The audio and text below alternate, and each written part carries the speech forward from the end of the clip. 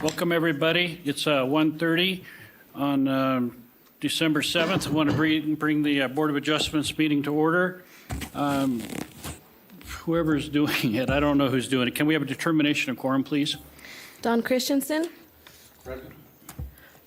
Rob Pierce. Present. Peter Gashon. Present. Kathy Julian. Present. Leo Horishny. Present. We have a quorum. Thank you. Can everybody join us in the Pledge of Allegiance, please? I pledge allegiance to the flag of the United States of America and to the republic for which it stands, one nation, under God, indivisible, with liberty and justice for all.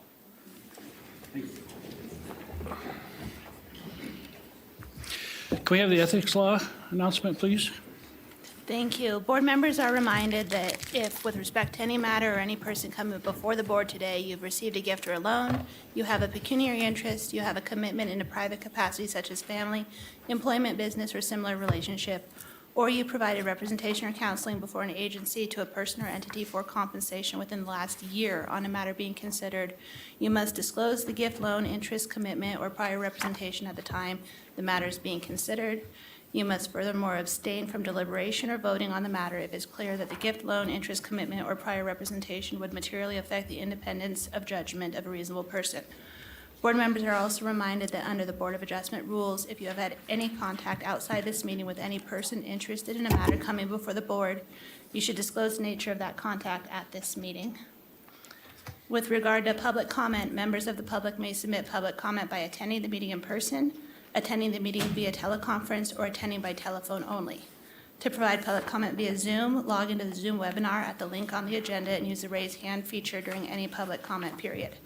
To provide public comment via telephone only, press *9 to raise hand and *6 to mute and unmute. And last, special use permits and requests to vary standards are reviewed and assessed on a project-by-project basis.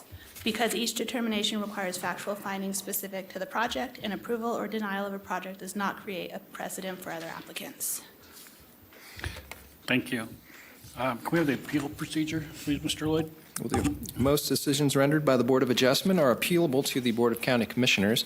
If you disagree with the decision of the Board of Adjustment and qualify as an aggrieved person or party, you may appeal in writing within 10 calendar days from the date the decision being appealed is reduced to writing, filed with the Secretary of the Board of Adjustment, and mailed to the original applicant in the proceeding being appealed in accordance with Washoe County Code.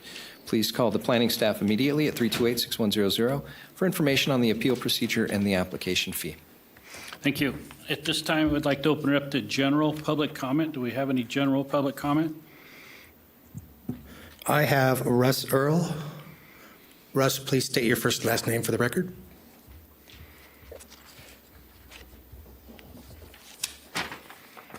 Good afternoon, Russ Earl for the record. I'm speaking, I can't stay till the very end of this. I'm speaking on item 10E. It's the change for special use permit for the Yarates riding stable. I would ask that the members look at this. They're asking for some variances with parking and landscaping. Many of the county codes are written kind of as a blanket one-size-fits-all. Many of these stables are very small operations. It's very expensive to do landscaping, parking, and so forth when you're working with equine. I mean, usually you don't want to have asphalt there. It's very dangerous for the animals. They can slip on it. They can be hurt. The riders can be hurt. So to have gravel and dirt is the preferable surface for horses. As far as landscaping goes, that far out, we're out in the desert. It's not really practical to be planting many, many trees and using lots and lots of precious water as it is. Many of these facilities, Yarates included, are more a labor of love than it is a money-making endeavor. You've seen that even Ranchera, a huge operation, went out of business because they couldn't make money. So to impose these one-size-fits-all regulations on such a small operation, really, if we can use common sense and some compassion and some common sense with things like this, it would really go a long ways. What the service they're providing to the people that they're helping train is invaluable. There aren't that many places left in the county. We started out as a, 1800s Midwestern horse culture. And for those of us that still have animals, we love that culture. And to make it so difficult for a family like this to not be able to provide it because of very expensive one-size-fits-all regulations just does not make sense in my opinion. I hope similar opinions may be on the board. So I would ask that you take their plan into consideration. They do a great job. They're very ethical, hardworking individuals, and I hope you take that into consideration. Thank you very much. Thank you. There's no further public comment in chambers, and I have no hands raised via Zoom. All right, then at this time we'll close the public comment. We'll move on to item number 6, approval of the December 7th agenda.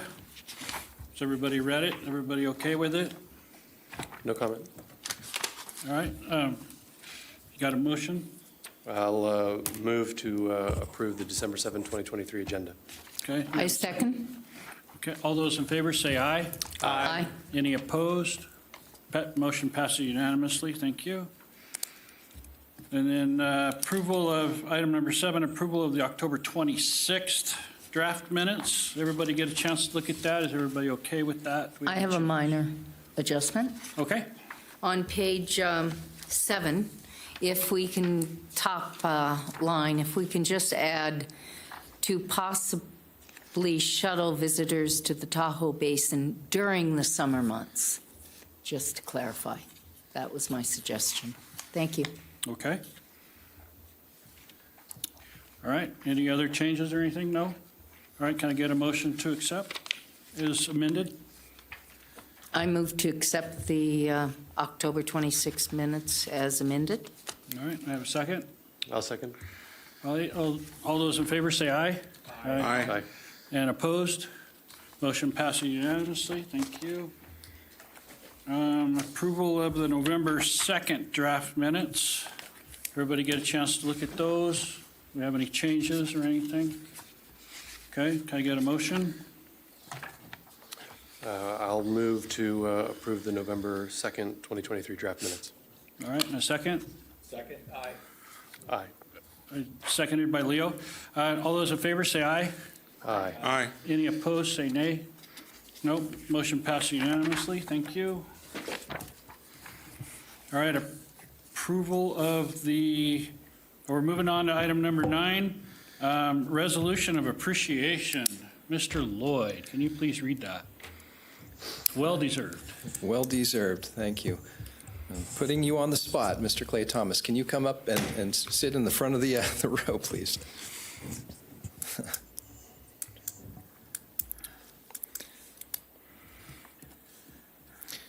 All right, this is a resolution in appreciation of service for Clay Thomas from 2014 to 2023. Whereas Clay Thomas has, since his appointment to the Board of Adjustment on October 28th, 2014, as the member representing Commission District 3, been an active and enthusiastic member of the board serving the county and its citizens with dedication and distinction. Whereas Clay provided exemplary leadership to the Board of Adjustment by serving as chair for 3 years. Whereas Clay was a dedicated board member who was very thorough with his reviews and often performed site visits prior to board meetings to better understand the project in preparation for the meetings. Whereas Clay was always reliable, polite, courteous, and appreciative of staff and his fellow board members.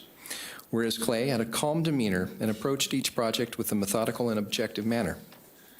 Whereas Clay was prepared for each board meeting by thoroughly reviewing staff reports and applications and preparing questions of concern prior to each meeting. Whereas Clay had an impeccable attendance record for all of the above meetings. Whereas Clay was dedicated and committed to becoming very knowledgeable of all aspects of the planning process. Whereas Clay asked insightful questions and was thoughtful in his deliberations. Now, therefore, be it resolved that the Washoe County Board of Adjustment does hereby commend Clay Thomas for his extraordinary concern and devotion to the citizens of Washoe County through his service on the Washoe County Board of Adjustment, and be it further resolved that the Washoe County Board of Adjustment will sorely miss the unique contributions of Clay Thomas and extends to Clay its best wishes for a happy and prosperous future. Adopted this 7th day of December, 2023. Right on. Can we get a picture with Clay?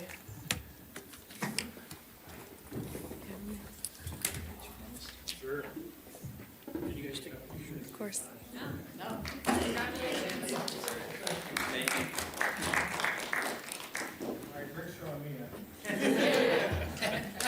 Hold them to it.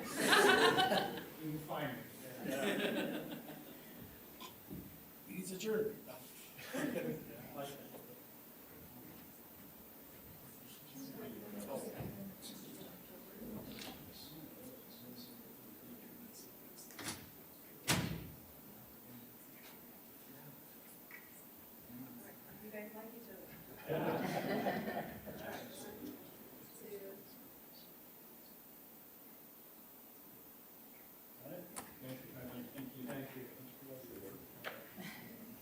And just quickly, just to let everybody know,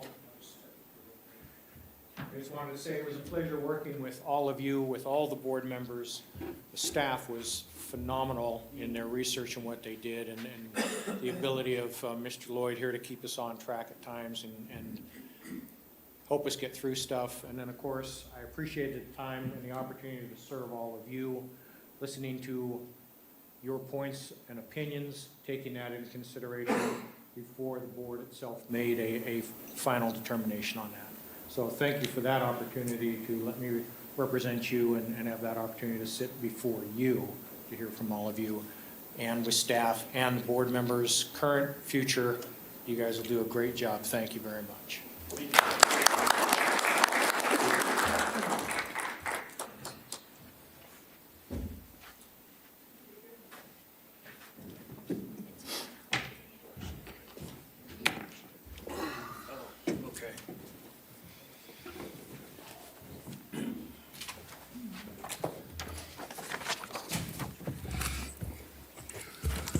Oh, Okay, yeah. Chair Pierce, we do need a motion and a second. I was just going to get to that. Perfect. Yeah, no, I know we jumped the gun, but yes, I do need a motion to approve that resolution that we just gave away. And a second. I move to approve the resolution. I'll second. All those in favor say aye. Aye. Any opposed? The motion passes unanimously. Sorry, I got real excited. All right, so the item 10 is not going to be heard. That's the Lake Tahoe Schools. So we're going to move on to 10B, which is the variance case permit, WPVAR 23.0004 for Chapman. Mr. Lloyd, could you please announce it? Will do. For a hearing, discussion, and possible action to approve a variance to reduce the rear yard setback from 30 feet to 12 feet to allow for the construction of an accessory RV garage. Representing Washoe County in this matter is Planner Julie Olander. You'll need to turn on the, thank you. It's on. Good afternoon. My name's Julie Olander. I'm with Planning and Building. Can we please turn our mic Oh. up? Is it on? It's Thank on. you. I'm sorry, I'll move it down. This is a request to reduce the rear yard setback from 30 feet to 12 feet to allow for the construction of an RV garage. Oops. I went too far. The property is located out in Washoe Valley. You can sort of see the lake, and I realize I didn't put this picture very well, but you can see where the overview is, and then I have a closer view of it, and you see it's right there on the corner of Clark and Pershing. The parcel has a regulatory zoning of low-density suburban, and the setbacks are 30 feet in the front and rear and 12 on the sides. The applicant is requesting to vary that rear setback to allow for a 1,250 square foot RV garage. He's not requesting any other setbacks. The applicant's proposing to put a manufactured house on the property, which is 1,296 square feet, which is larger than the proposed RV garage. So on a parcel that is a corner lot, there are some requirements.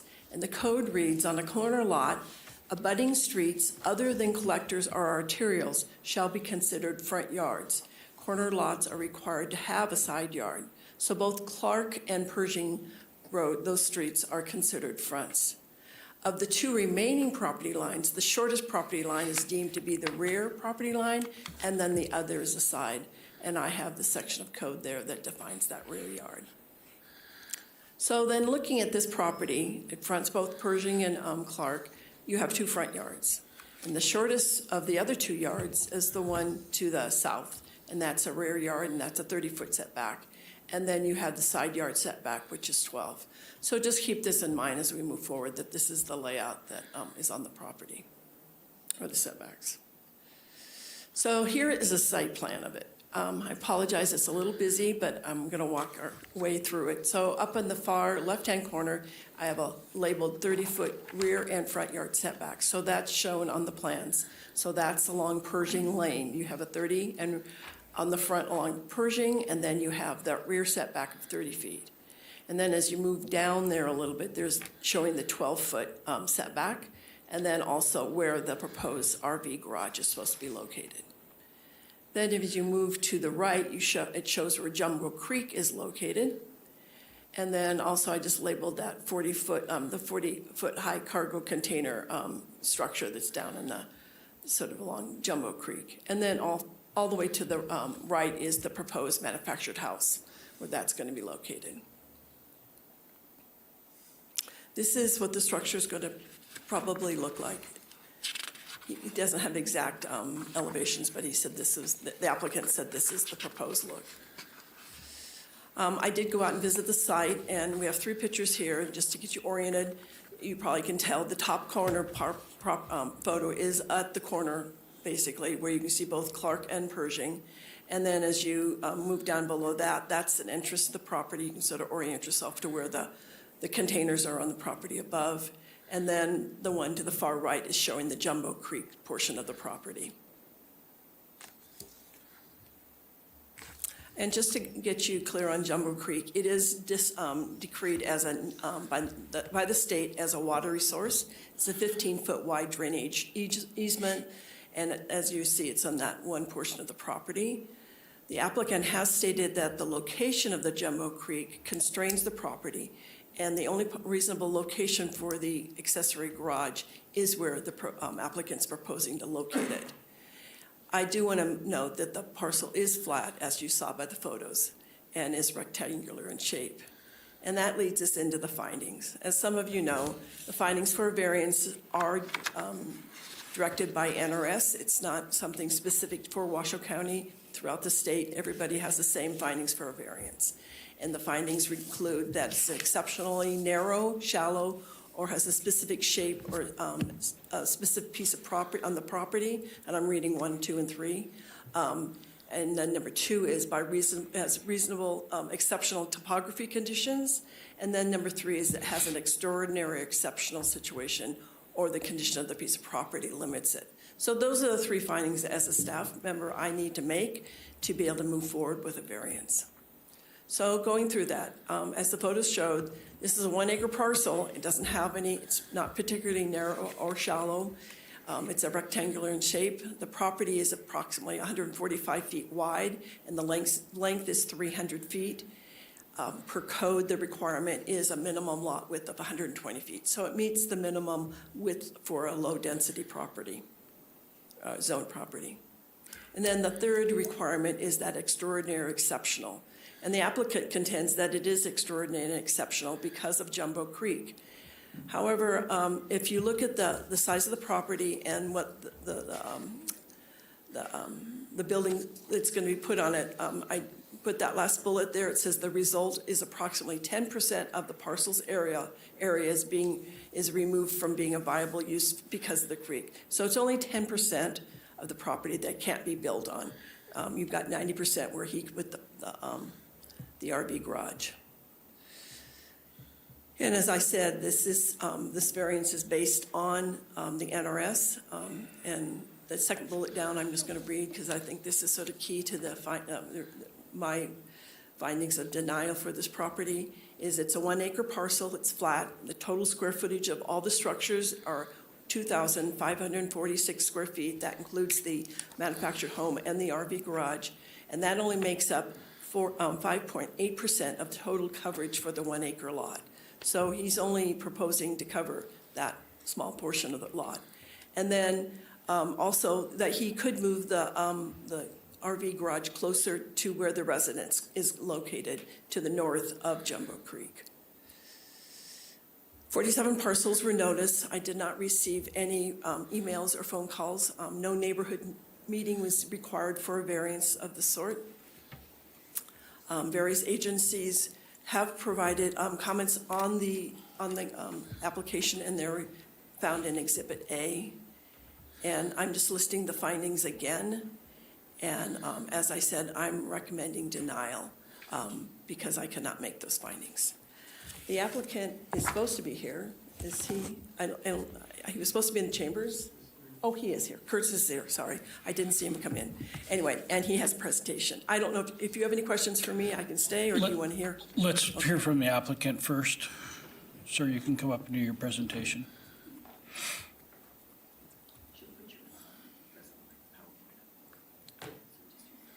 Okay. Good afternoon. I am Kurt Chapman, and I appreciate the opportunity to meet with you here today and to discuss my personal residential project out here in Washoe Valley. A little personal background for helpful context, I feel. My career has been in the consulting design field, undergraduate degree in survey engineering, and most of my hands-on work has been as a surveyor, land surveyor professional licensed in Nevada and 2 other states. And I've worked with a broad range of services. The last 26 years was with Stantec Consulting, an international multidiscipline design firm. I served as the Reno office operational lead for 5 years, where I was exposed and involved with the broad range of services offered here. And then the last 7 years was as the regional operations manager for the southwestern 5 states. So this gave me an opportunity to be involved with the breadth of our services: the civil engineering, site design, infrastructure, utilities, roads, architecture, and related mechanical, electrical, plumbing, structural, land planning, land surveying, landscape architecture, environmental, geotechnical. So great exposure to the breadth of consulting services and designing projects. So a design professional's goal is to solve problems, to find solutions, to maximize opportunity on the client's project or perhaps your own project. So I was fortunate to apply that passion and those skills to a personal residential project I built in Story County on a greenfield piece of land from the scratch, designed it or planned it out, came up with the design, construction, and all that. So great opportunity. When I retired in 2020, I sold the property there and was able to purchase this parcel. I'm not sure how to make this go. Which one would it be, Julie?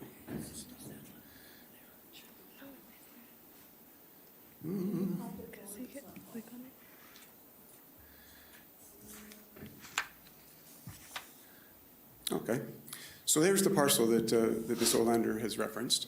As we see here, my graphic has north to the right, and Pershing and Clark. So when I purchased this, it had previously had a manufactured home on it that was apparently fell into such disrepair that it was demolished and removed in 2017. And then I purchased the parcel in 2020 and set out basically to start cleaning it up, and did a lot of that, actually. A 30-yard roll-off dumpster completely full of garbage and a few runs with a utility trailer to the landfill or the transfer station. So cleaning it all up, getting it put back in order, the fence, added the driveway on Clark, as you see to the right, a culvert, head walls, and a driveway there. So here was the parcel that I saw this great potential in, out in this wonderful valley. It's got the amenities of a lake nearby and the beautiful views of the mountains, et cetera.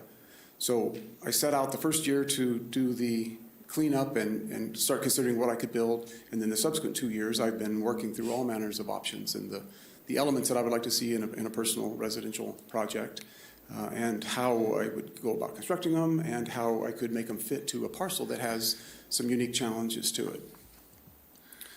So here is the design proposed. As we see in the lower right is the existing garage, and the small structure is the pump house that was left when the house was demolished. And then next to the small pump house is the proposed manufactured home, and bring in a new home. And then I've got a concept of creating a courtyard and a unique livable indoor-outdoor space with this structure that will have some decks on it and opening doors to provide an indoor-outdoor feeling, and then the courtyard that would be sheltered and isolated a bit from the wind. As we see, the wind out there is a bit infamous, and it comes from the southwest primarily. So I've got a good stand of some mature trees, and I've added some trees to both sides of those to further block it. And then this structure will create that courtyard and shelter the living space and the house from some of the wind. So that's the key element of this, is this area of the house and the courtyard. And then to the right, lower bottom of it by the word jumbo is a storage structure using shipping containers and a roof between them where you can secure things inside the containers. And then I have a tractor and a truck and a utility trailer that can go underneath this cover and shelter from the sun and from the winter weather. We see Jumbo Creek portrayed, cutting across it at a bit of an oblique angle. And then to the right is the proposed RV storage structure for a large fifth wheel RV that I use. So fitting this thing in here, we look at some of the elements. This is just a quick look at what that courtyard structure would look like and how it will, again, create that kind of intimate little outdoor area between the house and the deck structure. Here's a look at it looking from the northwest. You see again on the far left the existing garage and pump house, the proposed home, the deck structure, and then in the upper area you see the covered storage area that is up against Jumbo Creek. And then finally, a look at the design looking from the southwest. You see those same elements. And then to the south of the creek, you see where the proposed RV structure is going to fit into this. So this is the design creativity part of how do you fit this stuff on here, these 5 elements of the design that I want to incorporate into it. So the parcel, looking at it again, is like most. There are realities to it and there are constraints that have to be worked around. So the new driveway over on the right and the existing one on the Pershing side allow vehicle traffic access, the garage. And then you'll see the well is in the upper right corner, the septic tank, the existing leach field, and the proposed or the repair field for the future eventuality that the leach field fails. And then we see Jumbo Creek coming across it. And to the left then is this remnant, this segregated parcel that gets removed from the contiguous 1 acre due to the creek. And this, to my knowledge, or to my view, has never been used for anything. It is fenced on all sides. There was no access, no gate, no driveway, no ability to use it. So it has been an abandoned portion of the lot. And the creek and that together is a little over 1/4 of an acre. So 1/4 of the 1 acre lot has been essentially undevelopable or has been undeveloped.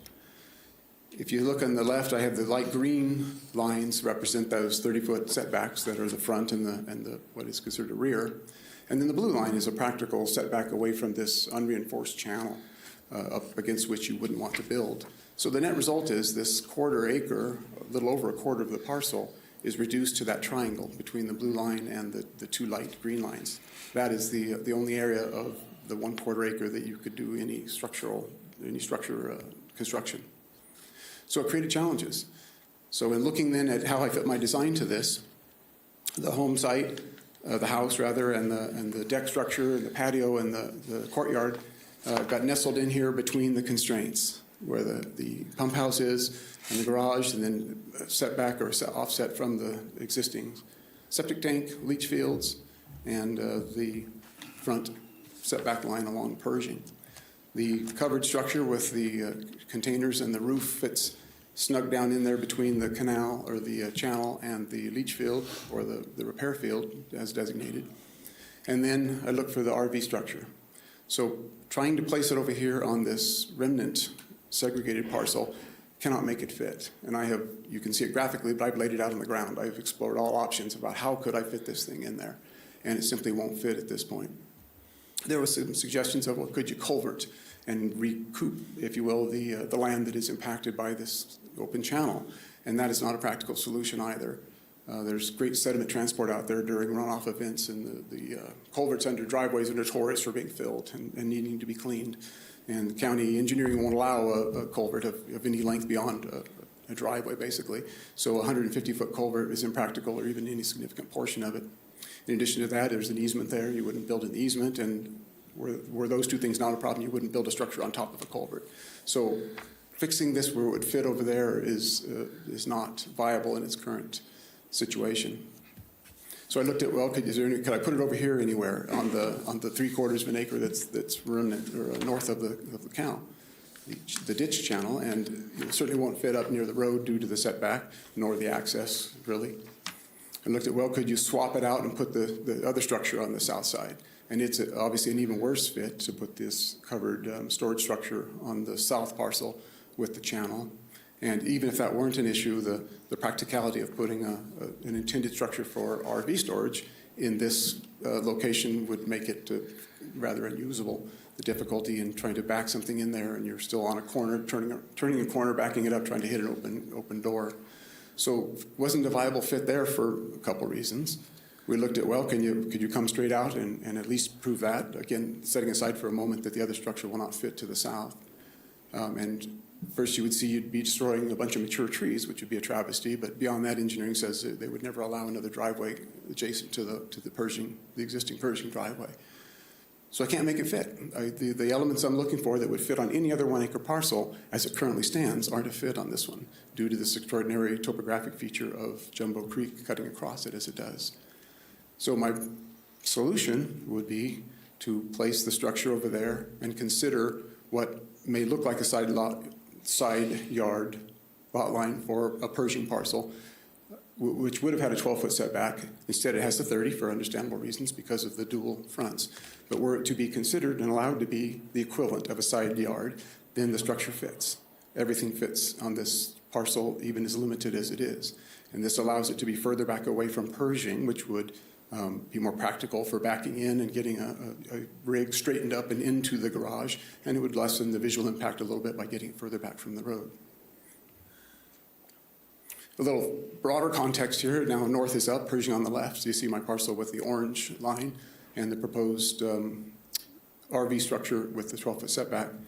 So the parcel to the south of me is a 2.1 acre parcel by a neighbor, Frank Pedlar, and he has recently acquired this and done a great job. He's out there cleaning it up, hauling off stuff, rebuilding some structures, and he plans to build a custom home here. So he's one of these that's really revitalizing the neighborhood out there by putting in a quality project.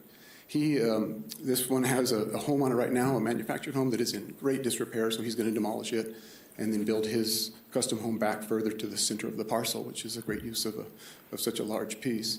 To the north of that home that's there right now is the septic tank leach field and an easement where the power company gets in from the northerly driveway on his parcel.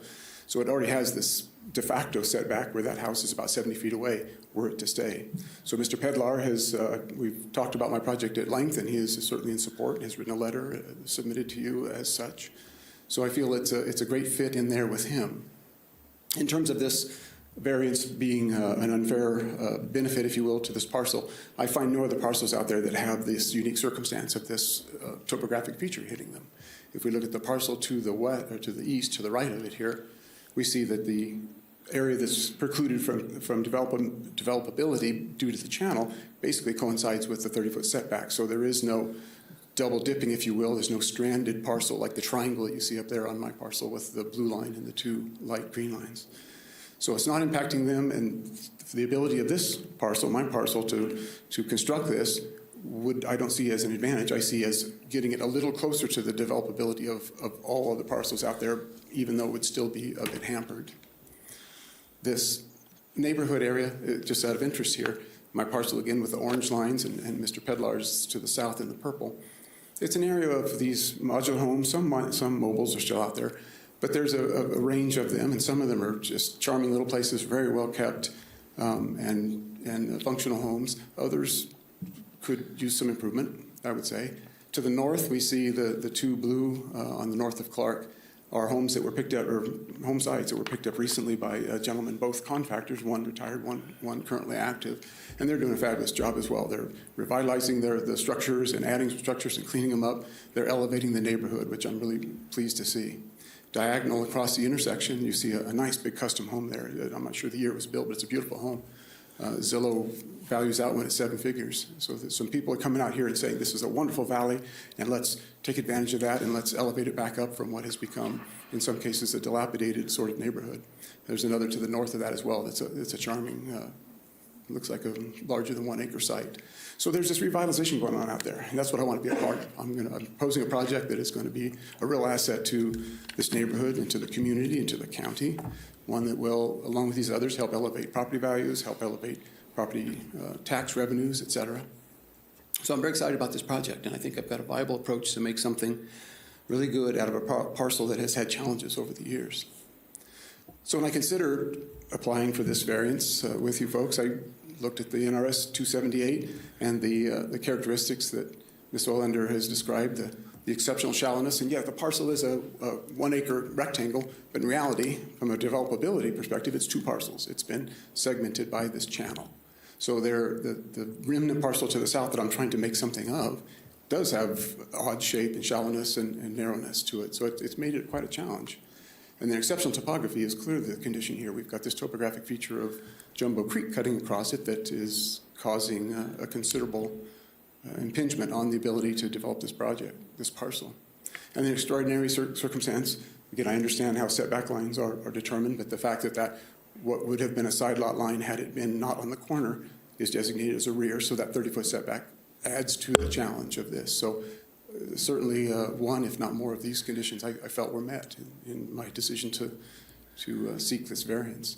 So then I further looked at your development code, and the special circumstances are basically reiterating those of NRS at 278, which I feel there is a hardship on this parcel that I had not found in any others. And looking around out there, looking at aerial photos, there's no other parcels that have quite the situation that has restricted developability. And as I said, the elements of my design would easily fit on any other 1 acre lot I can imagine out there were you to initiate that project elsewhere.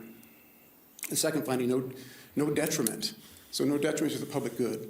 And this one I think is quite the opposite. I think this revitalization, what's happening out there, what's elevating this community in this lovely little valley, is a positive thing. I think it is very much in the public good for the local community, the neighborhood, and for the county. Any detriment to natural resources? No. I'm maintaining, by all means, the drainage channel that is Jumbo Creek, so the project would not impair any of that. And then would it impair the intent or the purpose of the development code? So I think about the intent. Fully understand why we have setbacks. We don't want projects to be built hulking up against a line, impinging on a neighbor, and perhaps limiting their enjoyment and use of their parcel. In this case, this oversized parcel to the south with a current home site on it that's set back quite far away from it, and the intent of the owner to demolish it and to build a custom home back in the middle of the 2 acre parcel. The intent of the development code, I feel, is not in detriment to it because I would be allowed to put this structure there. So the third of the findings is no special privilege. As I described, I think this lot is clearly impacted more so than any others I've seen, and allowing this variance of the setback would get it a little closer to the development potential. Sir, I'm sorry to interrupt. I gave you like 3 or 4 minutes before we even started the clock. Oh, I'm sorry. And now you're like way Okay, over. I'll just buzz through these. So we don't see there's any, the use is authorized and the military was not there. So Okay. I appreciate the opportunity to talk to you about this. I'm sorry about the time. That's okay. I was not even watching the clock up there. That's all right. But I appreciate getting to talk to you folks, and I greatly appreciate your consideration of my request. Okay, thank you. Thank you. Anybody have any questions for staff or for the applicant? Question? Okay, Peter, go ahead. I don't know. I suppose either could answer. Peter Gishon, for the record. You made an interesting point in your commentary. Were we to grant this variance, would you be able to install a second driveway on Pershing? My discussion with county engineering, yeah, that one clear over there on the other end, they said it would be too near the current Pershing Lane one is what engineering had told me. So there's adequate spacing. Is there anything technical we can refer to? Whether Mr. Lloyd or Ms. Olander?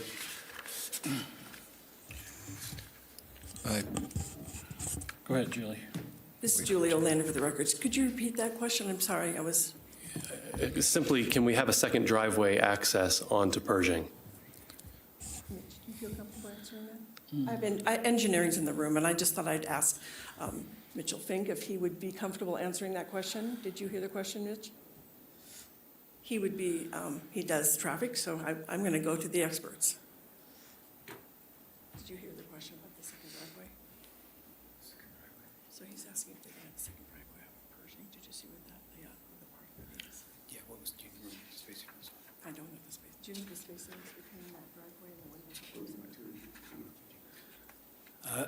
I'm Mitchell Fink, with Washoe County Engineering, for the record.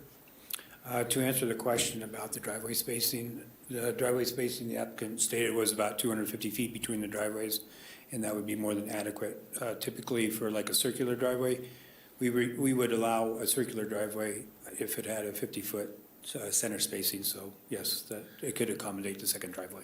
Okay, thank you. Thank you. Thank you. That's all I had. No questions? Anybody have any, no questions? Okay, then let's bring it back to the board. Wait, let's go to public comment. Sorry, we need to open up public comment.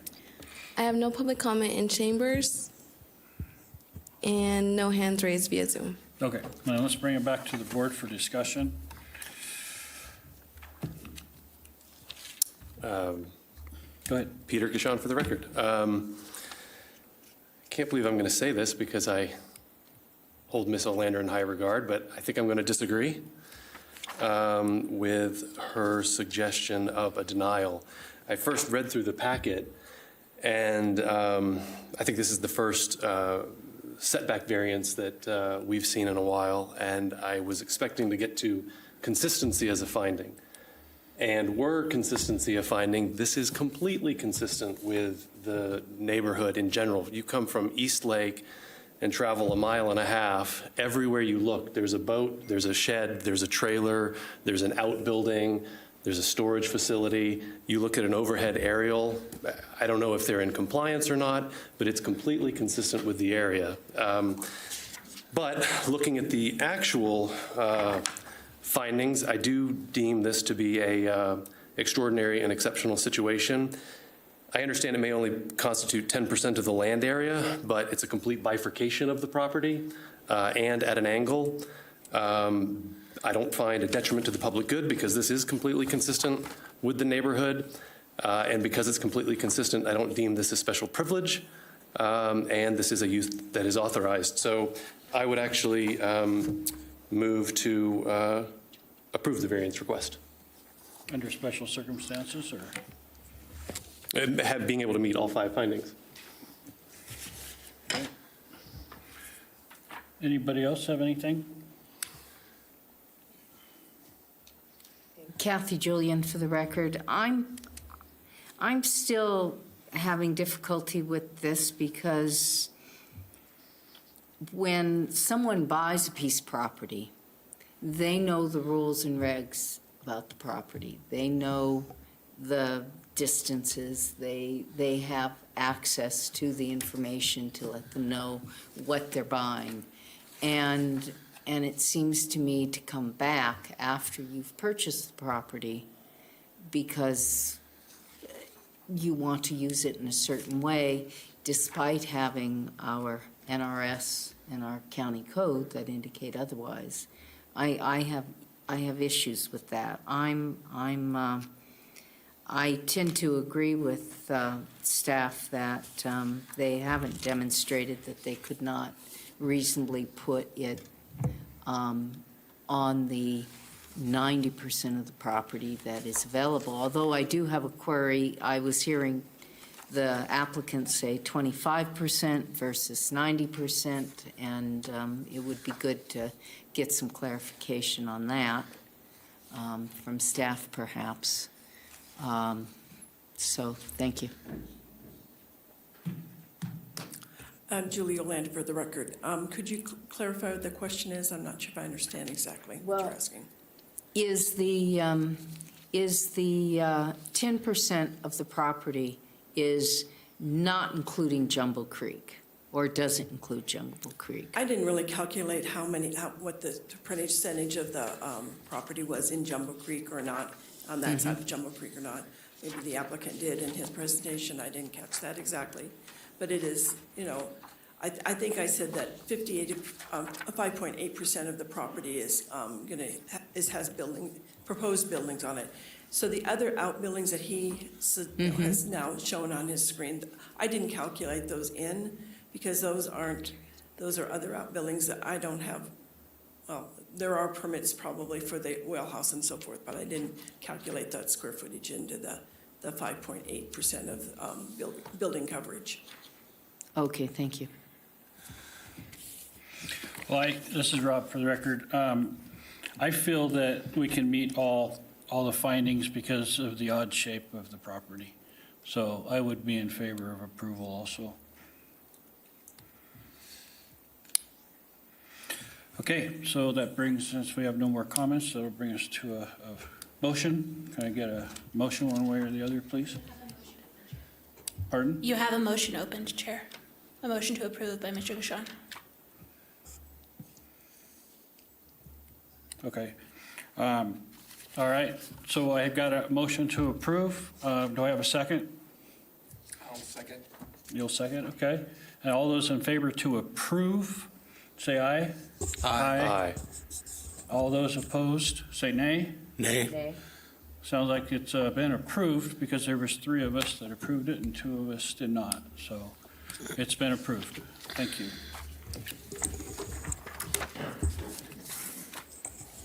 That brings us to 10C, special use permit case number WSUP 23-0017 for Joy Lake Road. Mr. Lloyd, can you please announce? Sure. For hearing, discussion, and possible action to approve a special use permit for the replacement of the existing 39-foot tall telecommunication tower with a new 80-foot tall monopine antennas and supporting equipment for T-Mobile at the existing telecommunication facility at 18400 Joy Lake Road. The applicant is also asking to vary the parking requirement of code of Article 410 and the landscaping requirements of Article 412. Representing Washoe County in this matter is Planner Tim Evans. Thank you. Tim Evans, planner. So the case before you today is special use permit case number WSUP 23-0017 Joy Lake Road. As you can see on the screen, oops. There we go. So as you can see on the screen there, the address for this property is 18400 Joy Lake Road, and it has the APN 046-08019. So this property is 0.24 acres, and it is a parcel that is developed with an existing 39-foot tall telecommunications tower facility. The surrounding parcels consist of vacant land and Interstate 580 to the west, vacant land to the north and south, and a residence and commercial structures to the east. And this property is located within the South Valleys Area Plan, and the property is zoned public and semi-public facilities. So the request before you today is a special use permit for the replacement of that 39-foot tall existing telecommunications tower with a new 80-foot tall monopine, antennas and supporting equipment for T-Mobile, and the applicant is also requesting to vary landscaping and parking requirements. On the screen, you can see this is the site plan that was submitted with the application, and it's denoted on that site plan there, the location of the proposed monopole, which is in the same exact location of the existing tower. Here is the elevation that was submitted with the construction plans with the special use permit, and it shows the 80-foot tall monopine, which will look exactly like a tree. And here is a photo simulation that was submitted with the special use permit application that shows what that monopine will look like if it is in that location and if approved today. So on September 2nd, 1997, the Planning Commission approved a special use permit for the construction of that 39-foot tall tower that is existing on the site. And the current proposal, as mentioned earlier, is to replace that 39-foot tall tower with an 80-foot tall monopine to address a significant gap in coverage. As far as parking for this facility, the access road leading to the site has been used for the existing tower for maintenance, workers and things like that, and the applicant proposes to do the same for the proposed monopine.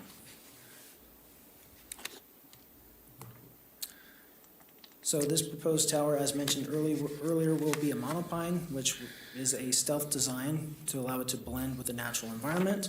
And the proposed tower, as mentioned earlier, will be 80 feet in height, which is in conformance with the 100-foot tall height limit allowed by Washoe County Code for this parcel. And due to this project being just a swap of an existing tower, there's no grading that is proposed as part of this project. As stated earlier, the applicant is requesting modifications to parking and landscaping requirements, and staff supports the request to waive the parking space requirement as the minimum number of site visits required to maintain the facility makes the need for an off-street parking space excessive. And staff also supports the request to waive the commercial landscaping requirement as water is not available at the site to sustain landscaping, and additional landscaping would look out of place in this area. So the project was sent to 15 agencies for review, and 2 agencies provided conditions which are included in Exhibit A of the staff report. Proper noticing occurred for this special use permit, and 52 parcels were noticed, and no public comments were received. And staff is able to make all 10 required findings as detailed on pages 14 and 15 in the staff report. There are additional findings as shown on this slide here that need to be made due to it being a telecommunications facility. And in addition to that, being a telecommunications facility, there are also additional findings that have to be made because it's in the South Valleys area plan.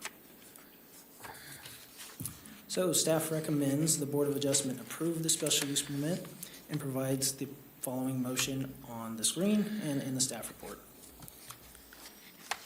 And I'm available for any questions, as well as the applicant is on Zoom. Does the applicant wish to make a presentation? I don't see the applicant online. If you are available, please raise your hand. We'll just give them a second. Okay, I have a number ending in 2736. Please unmute and state your first and last name for the record.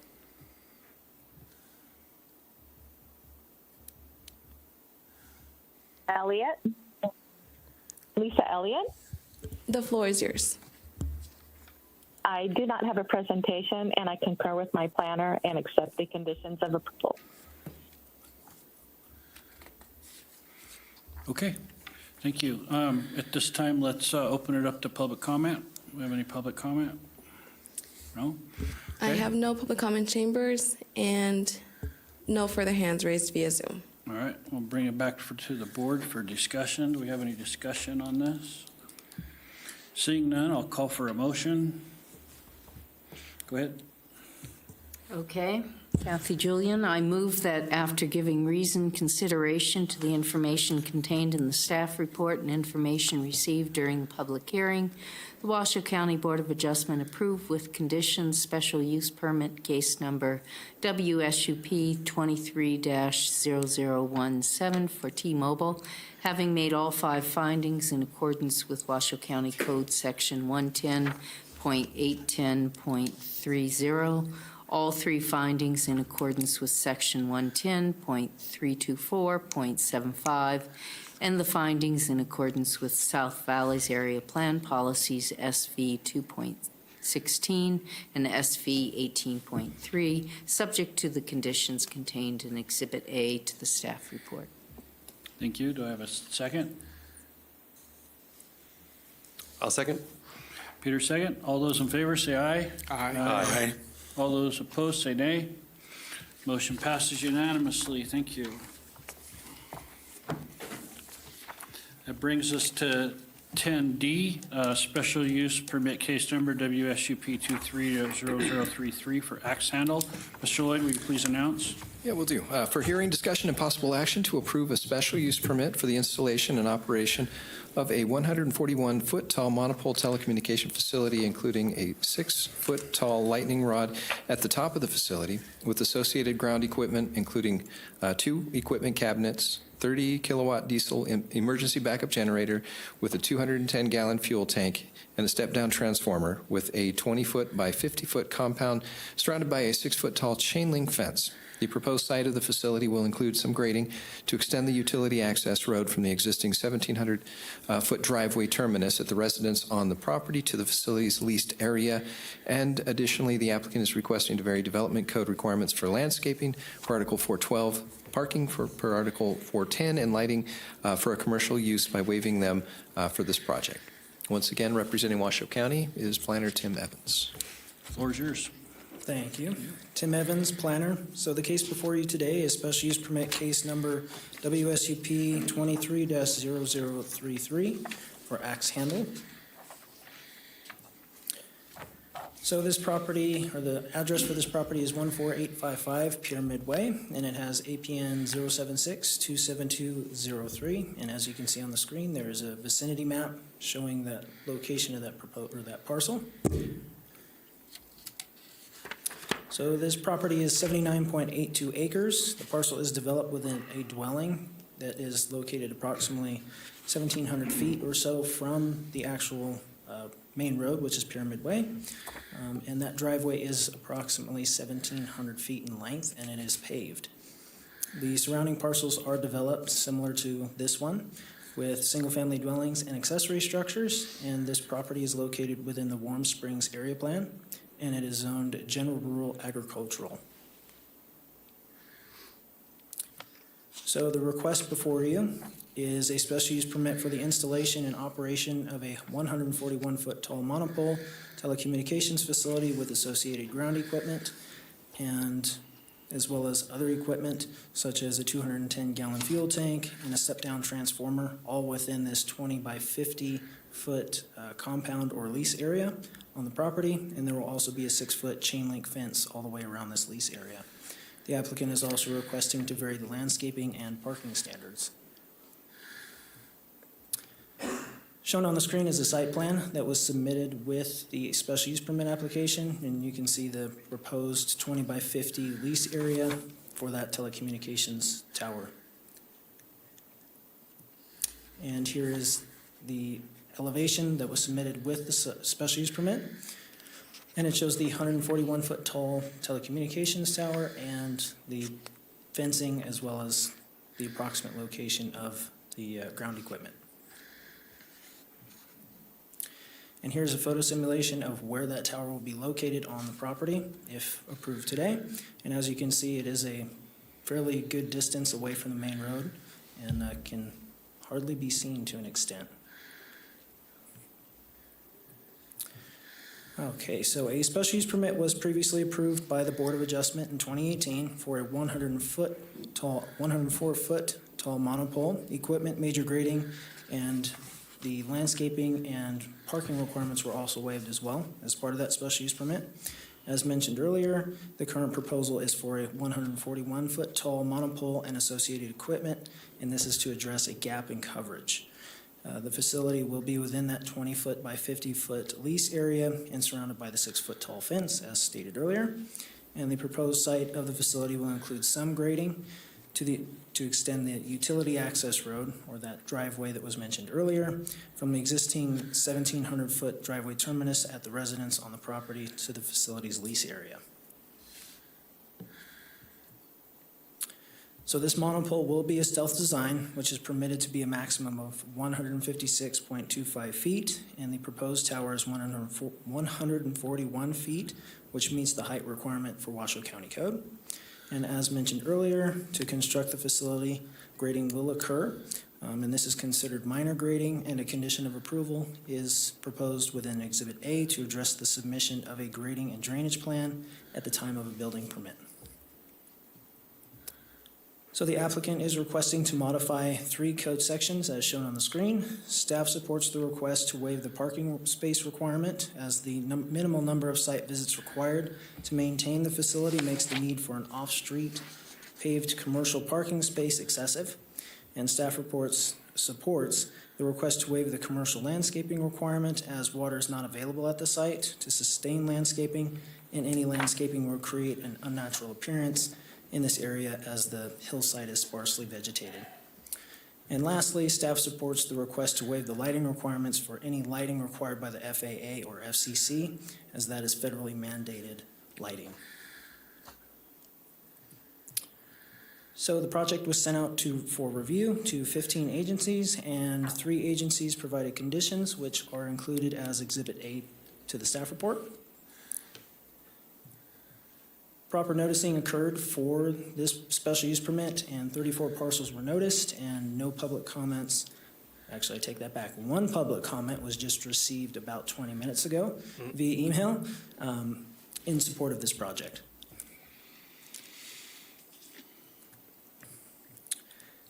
So staff is able to make all 8 required findings as detailed on pages 17 and 18 in the staff report.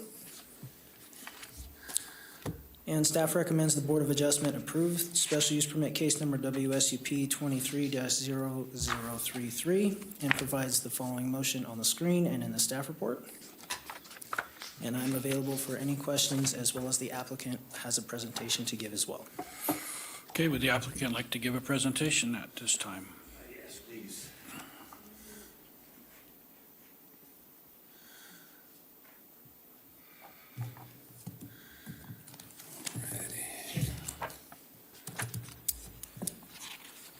Alrighty, good afternoon. My name is Kevin Gallagher. I'm here with Complete Wireless Consulting on behalf of the applicant, Verizon Wireless. I will try to be brief. Is this the machine that works? Okay. All right, so I'm here today just to request that the board approve the project. This is a project that is designed to fill a significant gap in coverage along the Pyramid Highway. Verizon has been working to fill this gap for a number of years now. Back in 2018, as staff mentioned, a similar project was approved. That one was 104 feet tall. This one is 141 feet tall. What ultimately happened with that project was that it was on the same property, but slightly higher up in elevation. It was approximately 40 feet higher. That last 40 feet in elevation worth of grading turned out to be prohibitive in terms of getting an all-weather access road that would be able to be maintained year-round. After that, that project was then withdrawn. It was never built, and Verizon sought to find an alternate means of filling the coverage gap. Ultimately, a redesign on the same property was found to be the best option, which is why we're here today. We resubmitted back into staff in July of this year. We had a neighborhood meeting in August that was attended by 2 residents, both of whom were in favor. Additional residents have since reached out to ask as to when the facility will be on air, as the coverage in the area is quite bad.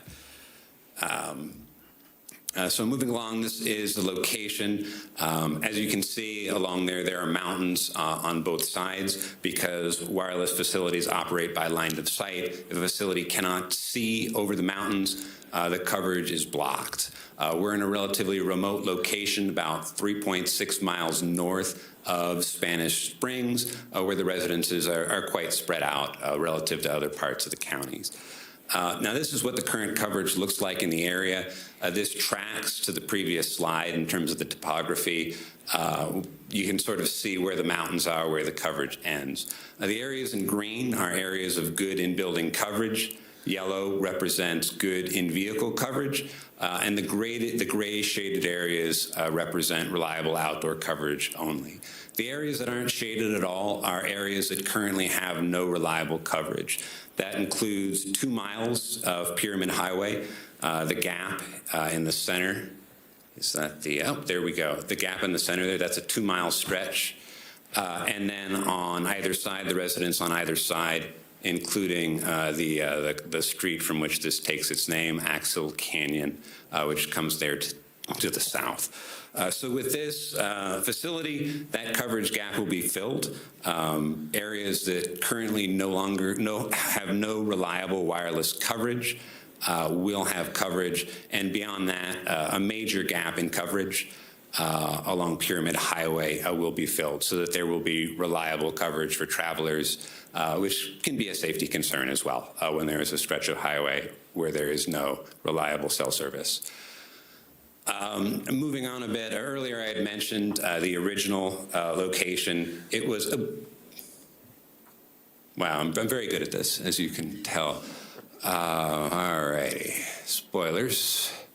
So what we've got up here, the original location is actually only about 100 feet south which is about 40 feet higher in elevation. That required yet another kind of go around that was what turned out not to be viable. What you see here is along the I'm just going to stop using the pointer and just describe things. Along the right-hand side of that is the Pyramid Highway. The solid red line is the existing driveway, which goes up the mountain. The dotted line at the end is the extension of that driveway. That will be all-weather access roads, so that if there is an issue that requires us to get a cell technician up there, whether it's a power outage and the need to re-up the generator, the diesel generator, or some other issue, we'll be able to do that year-round. Okay, now there's some photo simulations just to give you an idea. The first one in the middle is just the closest view from Pyramid Highway. It's about 1,700 feet back. The second and third views are about a mile to the north and a mile to the south. So the first view, as you can see, it peaks out. Along here, this is actually the driveway that you can see. It then hooks around. So the vast majority of the facility, you actually cannot see it. So even though it's 40 feet taller than what was originally approved, it's about the same elevation above sea level. We're just at a slightly lower area on the hill, and we're compensating for that by making the tower that amount taller so that it can still get over the hills. As you can kind of see there, it's just barely peeking out. It needs to be able to cover it to the south and to the north, over a mile in each direction. Okay, the second view, this is about a mile to the south. You can just see it on the right, just peeking over the hills there. This is an area where if your car broke down, you would be able to make a call using that tower because it's just getting over that hill. And then this same deal from the north on Winnemucca Ranch Road, you can again see the tower peeking out over the hills and providing coverage to the area. Beyond that, we did consider a number of alternatives. I'm happy to answer questions on that. The long story short is that there were not really any there weren't a lot of alternate locations where we could actually cover everything, just in terms of geography, terrain, things being blocked by terrain. I believe there may have been there was one other location where the property owner ultimately wasn't interested in moving forward, which is how we wound up at this location. All right, staff have already gone through the code, so I won't duplicate that. I will just say that this is the least intrusive means of just filling a major gap in coverage. It'll provide service to a large residential area, and therefore we respectfully request that the board approve the project. And I'm available to answer any questions you may have. Thank you. Thank you. Do we have any public comment? Let's open up public comment at this time. No public comment in chambers, and I have no hands raised via Zoom. All right, thank you. So let's bring it back to the board for questions of the planner or designer. I have a question. Tim, you had a slide up there. Can we put like the second to the last slide of Tim's up there? I think is what it was.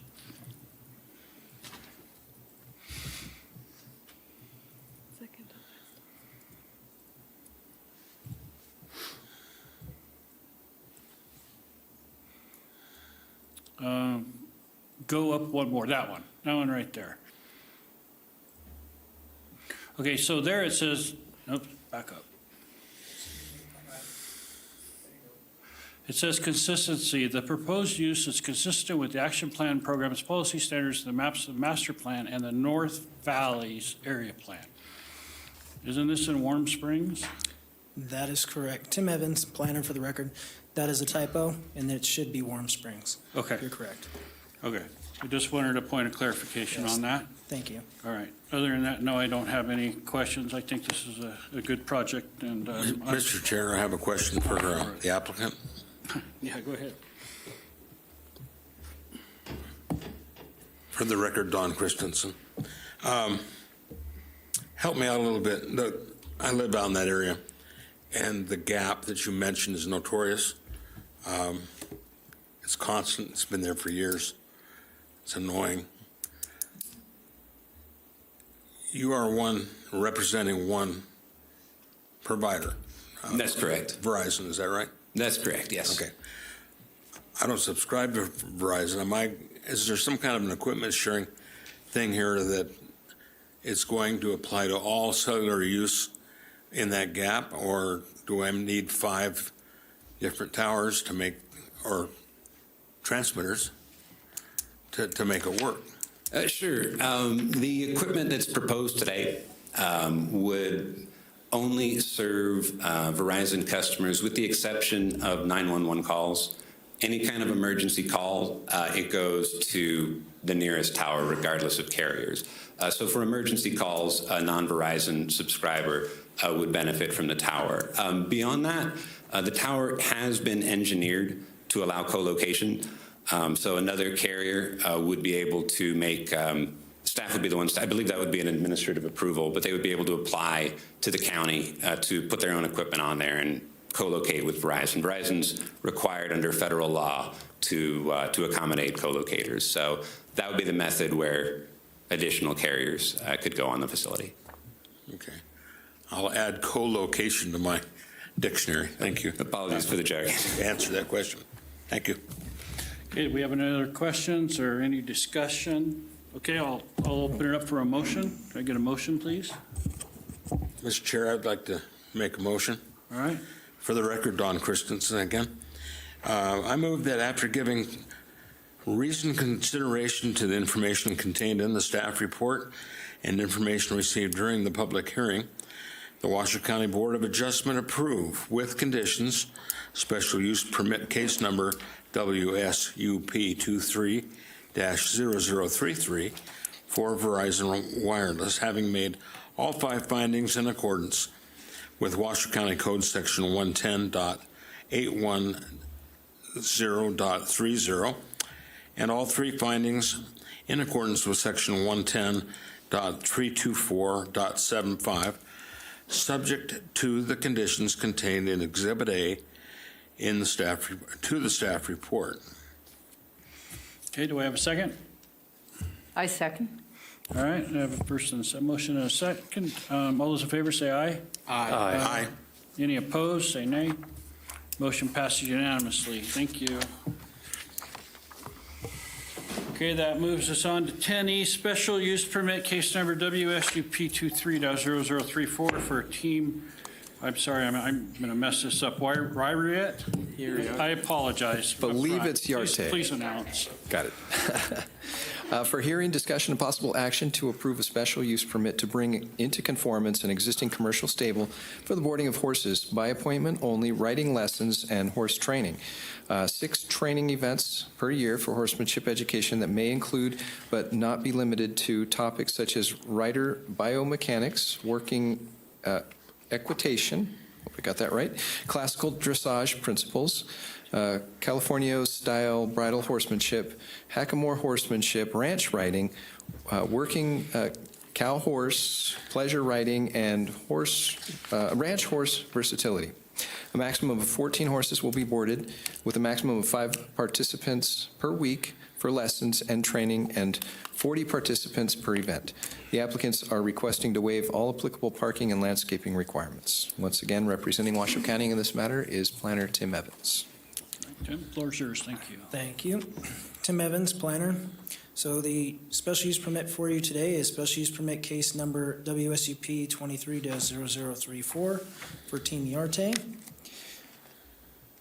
So this property is located at 23950 Fetlock Drive, and it has APN 078-30223.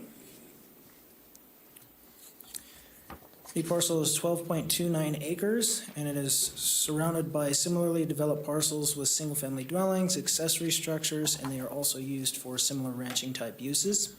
This property is located within the North Valleys Area Plan, and it is zoned low-density rural. So the request before you today is a special use permit for the commercial stables use type to allow the boarding and training of 14 horses, riding lessons, and horsemanship events pursuant to Washoe County Code Table 110.302.05.3, Table of Uses, and the applicant is also requesting to vary certain landscaping and parking standards. So here's the site plan that was submitted. The site plan that was submitted with the special use permit application is on the left, and it's a zoomed-in view, and it's somewhat tough to see the legend on the screen, but it goes through and shows what each one of those letters or figures or whatnot are in the circles, like P for parking, and there's one for horse where they locate the horses and pastures and things like that. And on the right side of the screen is a zoomed out view, so you can see the full parcel and the location of where the structures and corrals and things like that are in relation to the overall parcel. So the special use permit, as stated earlier, being applied for is for a commercial stables use, and this special use permit is being applied to bring this existing facility that's been being operated into compliance with Washoe County Code. It is for, as stated earlier, the boarding of 14 horses, and the number of events that will occur per year are 6 training events for horsemanship education, and there will be a maximum of 5 participants per week and up to 40 participants per event. The days/hours of operation are Monday through Saturday, and they are closed Sundays except for special events, and operating hours are 8 to 6 p.m. and by appointment only. The property is developed with a dwelling and accessory structures, and no new structures are proposed as part of this project. So as stated earlier, there are no structures proposed as part of this project, therefore there is no grading proposed. And the average weekly number of clients, as stated earlier, will be 5 people on average per week, and up to 40 participants for each event. Therefore, the actual overall impact due to parking is very minimal and will not increase traffic substantially, which didn't require a traffic study. So the parking, as seen earlier on that site plan, it contains 2 parking areas, one for vehicles with trailers, which is approximately 0.873 acres, and one without trailers, which is 0.158 acres. Both areas are sized such that parking requirements of Washoe County Code are met, which requires a maximum or a minimum of 6 parking spaces for this type of use. So as seen on the screen, there are 6 specific code sections that the applicant has requested to be varied, and staff supports the request to vary landscaping and parking standards to maintain compatibility with the surrounding rural area, and as the applicant stated in the special use permit application, for the safety of the riders and horses. So this application was sent to 19 agencies for review, and 2 agencies provided conditions, which are included as Exhibit A to the staff report. Proper noticing occurred for the special use permit, and notices were sent to 37 parcels, and 19 public comments were received in favor of this project. Staff is able to make all 5 required findings as detailed on pages 11 and 12 in the staff report.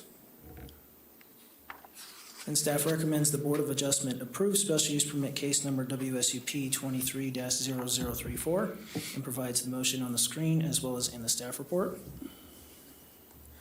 And I'm available for any questions, and the applicant will also be speaking and giving a presentation as well. Okay.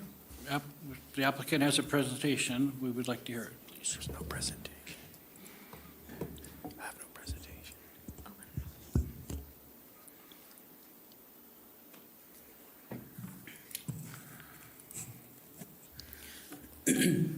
Distinguished members of the board and all those present, thank you for your time and your attention to this matter. My name is Daniel Yarte, and I own and operate Team Yarte Horsemanship with my wife, Kathy. We believe proper training is an essential part of good and responsible horse ownership.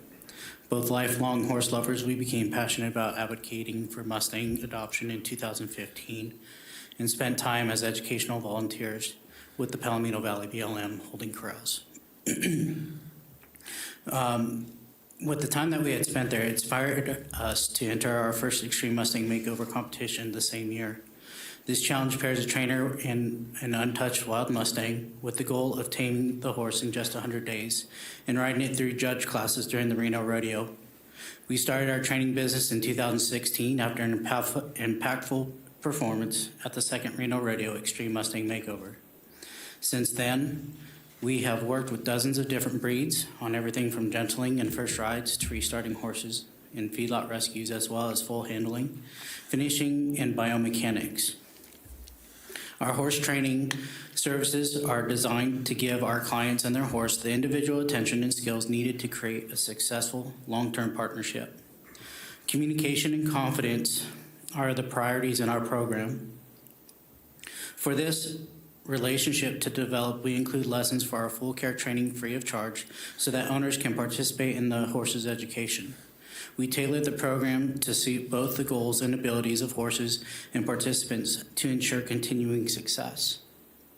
We believe horsemanship is a journey and that there's always room for improvement, so we frequently take lessons and clinics with experts in our field. Team Yarte Horsemanship offers full care boarding and training for up to 14 horses by appointment-only lessons and 6 events per year for riding events such as clinics or obstacle play days. A maximum of 15 participants with horses will be allowed to ensure safety and for the safety and success of the participants. Up to 25 auditors without horses are welcome to observe clinics and play days. We also host educational demonstration events with industry professionals that are open to a maximum of 40 auditors without horses. These include veterinary surgeons and dentists, biomechanic experts, and other specialists. Outside of the 6 scheduled yearly events, we have a maximum of 5 participants per week for lessons or observing their horses' training. We're not seeking to add to our operation, only to continue providing the same quality service in a welcoming and supportive atmosphere. With this small-scale relationship-centered approach, we have successfully handled and trained over 700 horses in the 8 years since Team Yarte Horsemanship was established. We demonstrated our reputation for skillful and compassionate gentling of mustangs, rescues, and unmanageable horses, as well as patient and collaborative education for the owners, resulting in clients from all over northern Nevada, as well as Colorado, Oregon, California, and Montana. We acquired our state business license in 2019 and is current and in good standing. We have never had a complaint filed against us and have maintained a 5-star rating on Google. I'm now going to turn things over to my wife, Kathy, to complete our presentation. Thank you for your time. Thank you. If I can have an overhead projector, please.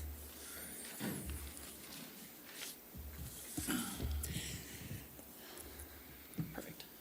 That should work. Okay. Thank you, Dan. Good afternoon, everyone. Thank you once again. My name is Kathy Yarte, and I own and operate Team Yarte Horsemanship with my talented husband. To begin, I would like to reiterate that Team Yarte Horsemanship is well-established state-licensed business and has been in operation since 2016. We are not requesting any changes to our existing operation, and we have never had a complaint against our business prior to this code violation, nor have we had any since. Next, I would like to quote some key points from the Envision Washoe 2040 Master Plan, the North Valley's planning area, in the history and existing conditions on page 98. That's what's up on the projector there for you. Before I begin, I think it bears mentioning that the photo chosen to represent the North Valley's planning area is this lovely image of the Lemon Valley Horsemen's Arena. I think that reinforces the history and the importance of the equestrian character in the North Valleys. And I've numbered each of the highlighted sections that I'm going to be reading. So 1, the unincorporated portions of the North Valley's planning area contain several distinct communities. While the land uses found in the North Valley's planning area range from very rural to heavily suburban, the area's communities enjoy many elements of a more rural character, particularly as they relate to the natural environment, subdivision design, and livestock ownership. Much of the North Valleys, in both suburban and rural areas, exhibits a distinctly equestrian character. Number 2, outdoor recreation opportunities are also an important component of the community, especially as they relate to equestrian trails and multi-use trails. And number 3, the North Valley's planning area is home to 2 areas of a more decidedly rural character, with less residential development than the other areas closer to the city of Reno. These residential areas exist in and around large blocks of federal land managed primarily by the BLM. Just take that off. A significant amount of home-based businesses, agriculture, and agriculture-related business exist in and around these communities. The lack of air, water, noise, and light pollution, as well as low traffic congestion, are commonly cited as key components of the rural area's character. Equestrian and livestock activities for recreational, educational, and economic purposes are common. The proximity to trails and public lands facilitates horseback riding and other outdoor activities that form the basis of recreation in this area. And number 4, listed under the opportunities and constraints summary, it specifies mitigating the loss of agricultural and ranching lifestyle, and landscape and wildlife conservation are opportunities for this area. The vision statement on page 100 reads, in part, it is common for residents to own livestock and utilize equestrian trails in the area. And finally, the priorities, principles, and policies listed on page 101 include LU Principle 3, Policy 3.2, promote landscaping that is consistent with best practices for resource sustainability, habitat preservation and enhancement, and natural hazard resilience. LU Principle 5, Policy 5.5, preserve and promote the rural communities and rural areas' natural, historical, scenic, and recreational resources to residents and visitors. I bring this up to point out that the master plan itself is encouraging the importance of the equestrian community in these rural areas. And this map from the master plan, I've circled and indicated where our ranch is located within the North Valley's planning area. It is important to recognize how crucial the character management areas are in helping to define complex planning areas. These communities are unique and distinct from one another. As described in the Envision Washoe 2040 Master Plan, this is especially true in the North Valley's planning area. The rural communities of Rancho Haven and Sierra Ranchos are largely characterized by privately maintained dirt roads, 10-acre or larger lots with minimal landscaping, and an abundance of livestock. I know I can speak for most of us who make our home here when I say that we moved here for the pastoral views, the agricultural opportunities, and the tranquil surroundings. Equestrian businesses should be expected to reflect and enhance their neighborhood and community character, not stand out from it. I would encourage the board to take the 52-minute drive down Red Rock Road through our beautiful valley and see it for yourself. Next, I would like to address the waiver and variance requests that we have made. These waivers are categorically supported by our neighbors to preserve the rural charm and aesthetic that make Northern Nevada so beautiful. Paving has been described by our neighbors as, quote, an eyesore, unsightly, impractical, doesn't fit in, ridiculous, and a liability in written statements by our neighbors. Additionally, paving is exceptionally more dangerous for horses by increasing the risk of life-threatening injury through slips and falls, not only to horses but to riders as well. To quote the written statement submitted by our veterinarian, Dr. Elizabeth Lau, DVM, requirements of paving and landscaping is not adhering to ideal housing and environment for horses. Paving can be very slippery to horses' hooves in dry conditions. Adding inclement weather of rain, ice, and snow would make for dangerous footing. Dan and Kathy train not only domesticated horses, but feral Mustangs as well. Horses are fight or flight in their reactions. Even a calm, tame horse can become reactive and spook. Combine this with paved areas and you have injuries and veterinary expenses waiting to happen. I've never had any issues driving my veterinary rig on the Yarte's property, and I am on their property throughout the year, end quote. Landscaping would increase our water usage on an already very limited basin unnecessarily, while decimating habitat for many native species. The well-established native vegetation also helps to prevent erosion and dust. Unnatural cityscape, as one neighbor described it, is contradictory to the character of the neighborhood, and according to another neighbor who is an avid gardener in the valley, quote, the landscape requirement would be especially difficult as our microclimate averages 10 degrees colder overnight than in the city of Reno, making many landscape-type trees and shrubs not feasible. The solid decorative fencing for screening purposes has been adamantly opposed by all neighbors, including those who share the longest western fence line and those directly across the street from us who would be most impacted. To quote their written statement, this blind and unnecessary move by the city would affect my property value greatly, as well as my in-laws. The largest chunk of the Yarte's fence line is running alongside theirs that we just had put in 2 years ago. This city-style fence would directly affect the placement of all their cow barns, end quote. Finally, I would like to direct your attention to Exhibit A, the conditions of approval. We have proactively reached out to all agencies listed in that exhibit and initiated steps to satisfy the conditions that are listed there. As of this hearing, conditions 1G, 1H, 1JV, 2AI, 6A, and 6B have all been satisfied. In closing, we'd like to remind you that the community's response to our application as submitted with the waivers requested has been passionately supported and entirely positive. Dan and I have been dedicated in our response and proactive, communicating consistently and working willingly with all agencies involved. We hope you will consider all the information presented today and allow us to continue providing educational services in a safe and natural environment to the equestrian community. Thank you once again for your time and consideration. Very impressive, thank you. At this time, can we open it up to public comment?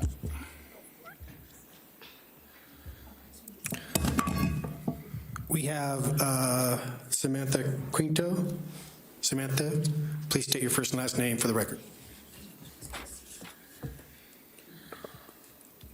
Hi, I'm Samantha Quinto. I have 3 horses, and all 3 of my horses are boarded out in Dad and Kathy's properties. No matter how much I wish they could live in my backyard, it's unrealistic and unsafe. They have a much happier and healthier life out at Dan and Kathy's, hands down. I've known Dan and Kathy for over 4 years now, and I could easily sit up here and do a 3-hour speech on how incredibly wonderful and generous with their time and energy they are, but I've got 3 minutes, so we'll save that for another time. But I will say this, one thing that I've learned in my horse ownership journey is that much like having children, it takes a village, truly.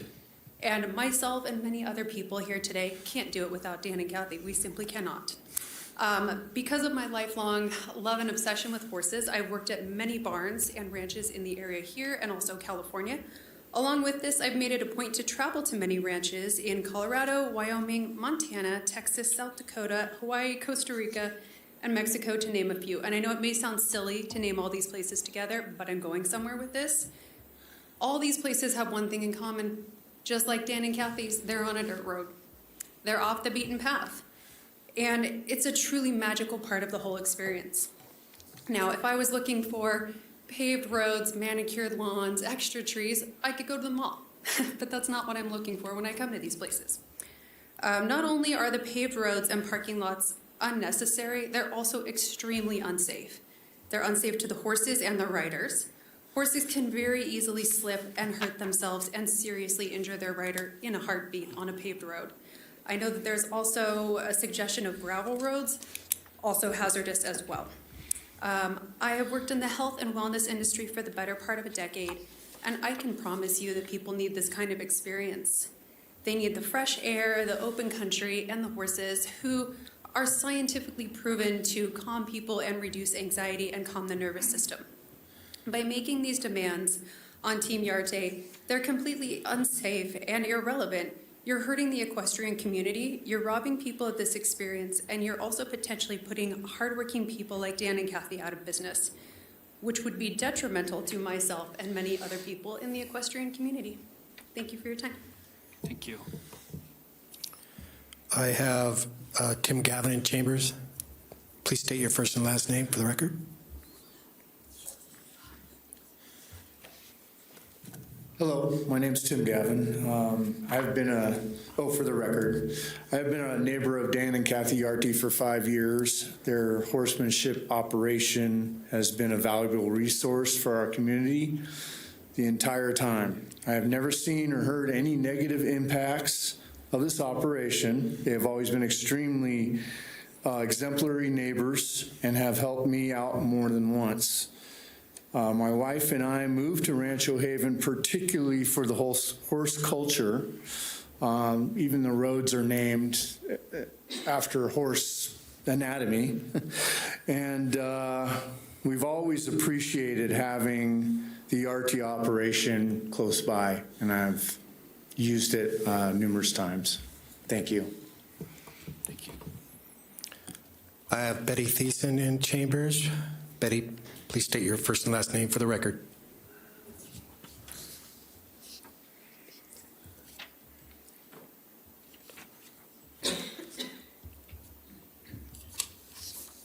Good afternoon.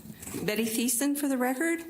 I have lived in Rancho Haven for 44 years, and I don't have horses. I don't know the applicant, but my rural lifestyle cannot be, this will affect my rural lifestyle as far as if you're going to make them put in parking lot, city-style fences, more landscaping when we have limited water. Plus, they're all doing what our community likes. Please approve their special use permit with the waivers, with all those things deleted, and that's the way I would like it. Okay, thank you. Thank you.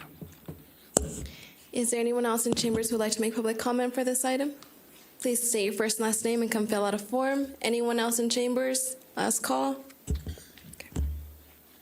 Hi, I'm Dr. Kelly Vurick. For the record, I'm a veterinary neurosurgeon. I recently moved to the area and chose Red Rock because it's very rural. This is what the lifestyle that I want. I'm the only neurologist between here, Southern California, and Sacramento.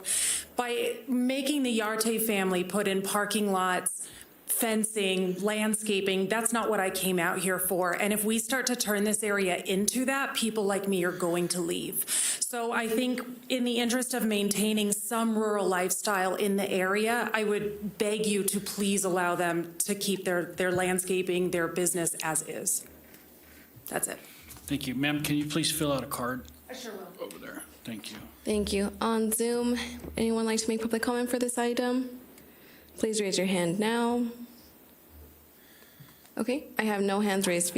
I have one hand just raised. Condra, if you could please unmute and state your first and last name for the record. Yes, hi, my name's Diana Conger. I am a horse owner.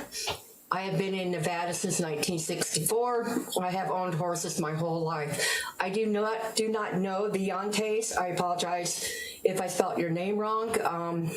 Nervous, so I apologize. I think what you guys are doing with these codes is really hurting people like me. I can't afford horse property. I board. I have 2 horses. I've owned my one horse for 23 years. And I'm at a position now where I don't have anywhere to put my horses where I can afford. And by making all these people board in stables, do all this unnecessary improvements that are dangerous to the horses, it's going to make it for the poor people like me not to be able to have my horse at a place where I can enjoy them. And I'm also use my horses for mental health, emotional support. I am severely bipolar, PSTD, and a bunch of other stuff. And my horses are what keep me able to go to work, to have my family, and to be able to survive in our world as of today. I know this is kind of scattered. I apologize. This was the last minute for me to make this meeting and everything. But I understand certain codes should be in effect, but your codes are, and I excuse the term, and I apologize, are a little bit ridiculous for horse owner people, large and small, and dangerous. Thank you very much for your time. And again, I apologize, very nervous, and I am rambling a little bit, but you have a good day. Thank you. Is there anyone else via Zoom who would like to make public comment? Going once, twice. No further hands raised via Zoom. So we have no more public comment. No further public comment. I'm going to close public comment and bring it back to the board for questions of the applicant or the planner. Peter Gishon for the record. Quickly, if you could, the applicant, tell us again which of the conditions of approval you think you've already addressed? That was a real quick rundown. Kathy Yarte for the record. It is this one. Conditions 1G, 1H, 1JV, 2AI, 6A, and 6B. And so, obviously, these are conditions of approval. You're prepared to install bathrooms, commercial septic system? We are currently in conversation with the health department to discuss that, yes. We actually do have a porta potty available at our property that's maintained weekly by contract. And so we're discussing with the health department to what that's going to look like. But yes, we're working with the health department to determine what the final answer is going to be. But we will meet whatever they ask. Okay, that's all I had. Thank you. Thanks. Do you have any questions? You can take don't sit down. Got a question for the record, Don Christensen. I'll just make a kind of a opening statement to my question. There seems to be a little disconnect between yourself and your neighbors and those that are interested in what you do. And it's not this board's purview at all to enforce or correct people's attitude about equestrian lifestyle. the disconnect comes from what you good folks are doing versus ownership of a horse and having horse property and enjoying it and having a business. And that's, of course, why you have a requirement for a special use permit. So brings me to two questions. How and when did you become aware of the requirement or necessity of a county special use permit? We became aware when the notice was received in Okay, August. I'm deaf as a board. If you Oh, I'm just sorry. say that. Kathy Arte for the record. We became aware at the time we received the notice. We've had our state business license since 2019, and we're unaware of any county requirements at that time. Okay, so you've actually been operating as a business since 2016. Correct. Okay. And it came to your attention how? For the county level requirements, it was via the code enforcement notification. So did somebody come out and visit, or does? No, we received a letter in the mail Ah, stating that somebody had anonymously reported us. now, okay, that was my question. So Yeah.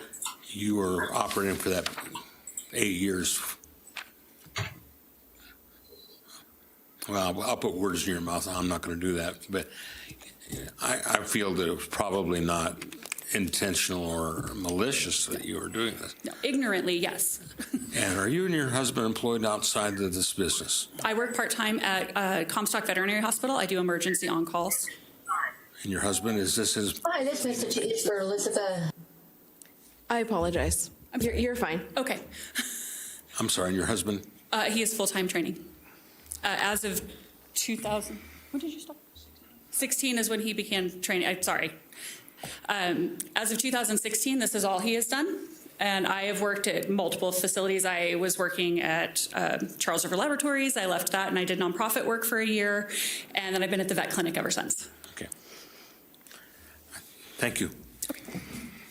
Oh, yes. Just a follow-up on that. Sure. Kathy Jillian for the record. So other than the anonymous person who identified that you didn't have a special use permit, there's been no other comments or bringing your business to the attention of the county or anything? No, Kathy Arte for the record, no. To our knowledge, there's never been anything reported against us. We've never received a complaint directly. And we've never had anything brought to our attention beyond this before or since. Okay, great. Thank you. Thank you. Well, this is Rob for the record. Tim, can I ask you a couple questions? Now, at the beginning of the presentation, you said that the applicant is requesting a waiver of landscaping and paving and all that. But then it's been brought up several times. Are we requiring them to landscape and pave this? Tim Evans, planner. So in the code actually does state that for this type of use that there are certain commercial landscaping requirements and paving requirements, and that is what is being proposed in the staff report, is to waive those requirements for this because it would be completely out of place for this type of use Right. in this area. That's what I thought. So it's already worded in here that they're going to be waived. Exactly. They're not going to be required to do that. Correct. Okay, I just wanted to make sure that I understand for point of clarification. Thank you. All right. So if we don't have any more questions or any discussion, can I get a motion on this? Yeah, I just a point of discussion that I think this was a very well-prepared report, and I appreciated all the effort of people coming out to comment. But just in defense of the county, sometimes we do have one-size-fit-all requirements. And so, they are waived when appropriate. And I think this is an excellent project to waive those requirements on. Thank you. I just wanted to make sure that there was no misunderstanding going forward. But I do. I think it's a fantastic presentation, a great plan, and I'm all in favor of it. So can we get a motion? Good. I have one question. Sorry. Leo Horishny, this is my first day here. So I'm learning this process like as you are, and I have to say that been around horses. I understand horses and horse ownership.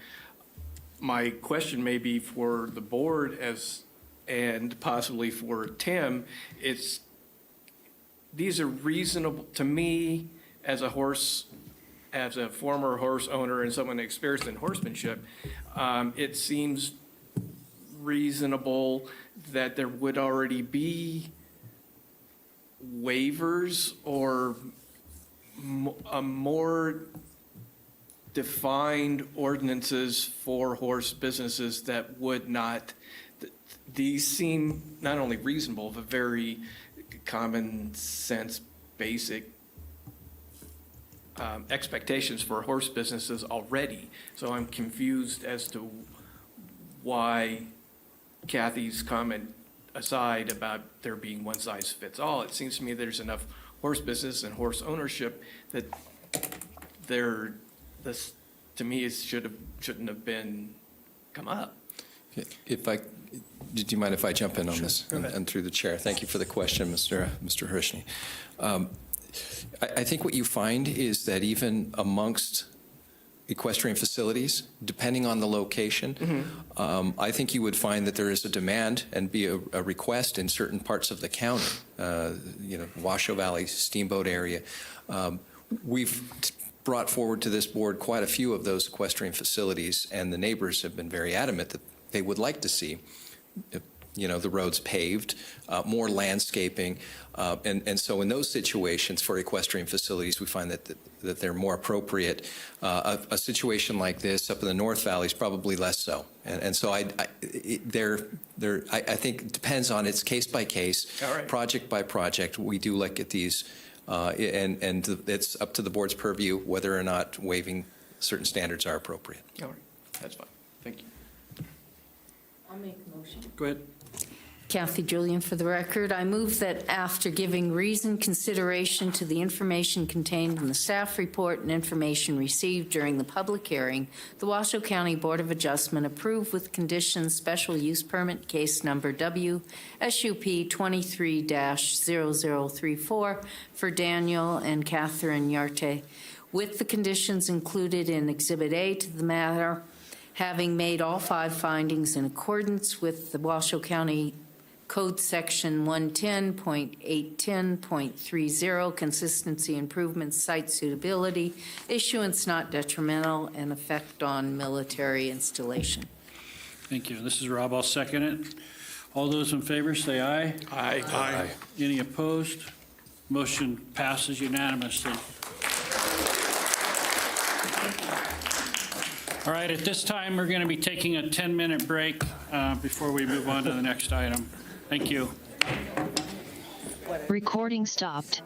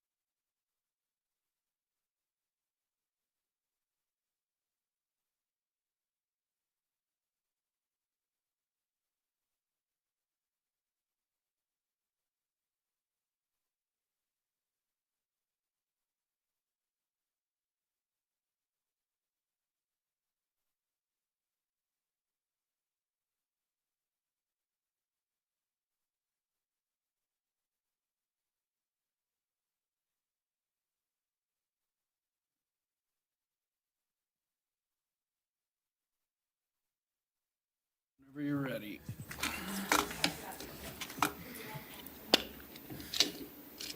Recording in progress. All right, we'll bring the Board of Adjustments meeting back to order. It's 3:27. This brings us to 10F, special use permit case number WSUP 23-0025 for the Waldorf Astoria, Lake Tahoe. Mr. Lloyd, could you please announce? Yeah, for hearing, discussion, and possible action to approve a special use permit for a casino and hotel redevelopment project of the former Biltmore Casino site. This development project includes 7 buildings consisting of 76 hotel rooms, 61 condominium units, 14 employee housing units with 10,000 square feet of gaming space, a retail plaza, restaurants, swimming pool, wellness spa, outdoor amphitheater, and a commercial parking garage. The applicant is also requesting to reduce parking. The special use permits being requested are employee housing, multifamily dwelling, general merchandise stores, curated retail, up to 5,000 square feet, vehicle storage and parking, transmission and receiving facilities. Representing Washoe County in this matter is Senior Planner Chris Bronzik. Chris, floor is yours. Thank you. Good afternoon. Chris Bronzik, Washoe County Planning.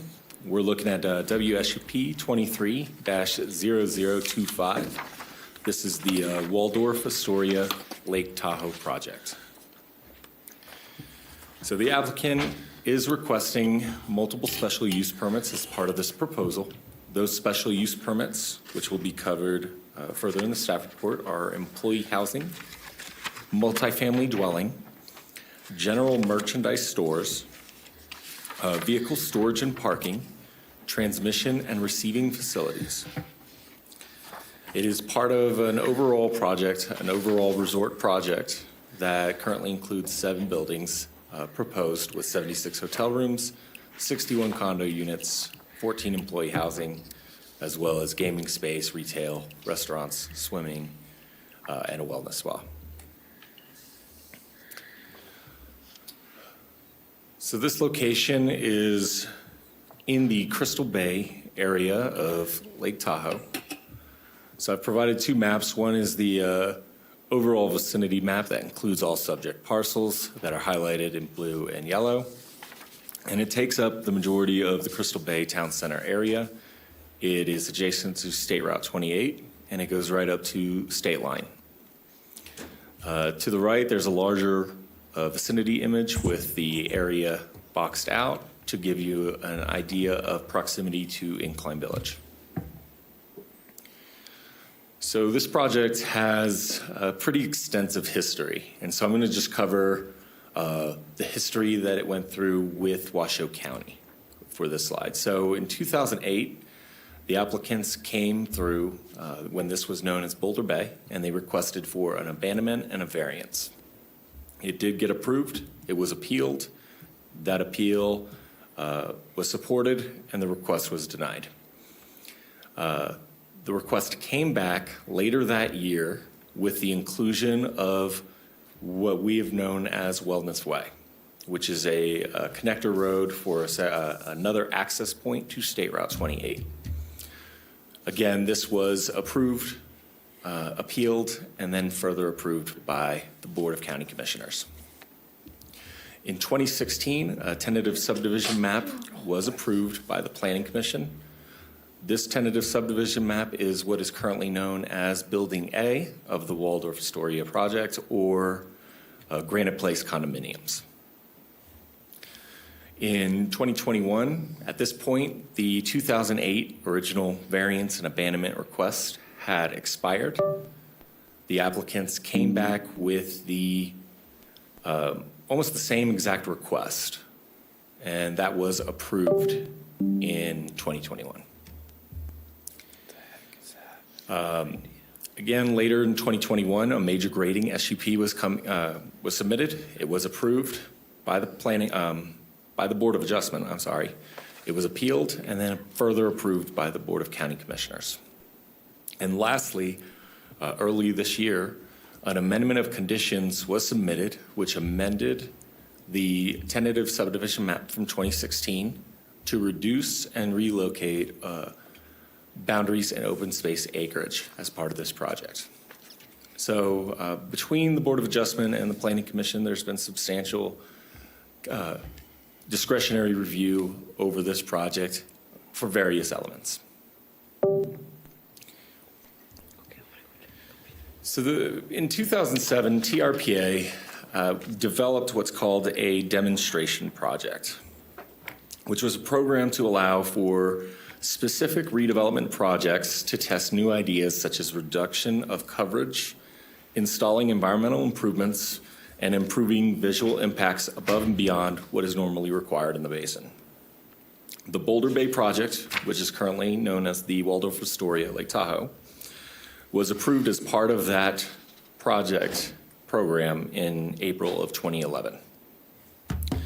This original project included 8 new buildings, as well as many of the aspects of the current request. So the hotel, the residential, gaming, and commercial uses. It also did include underground parking facilities as part of this original request. So the subject parcels have a regulatory zone of Tahoe Crystal Bay Tourist.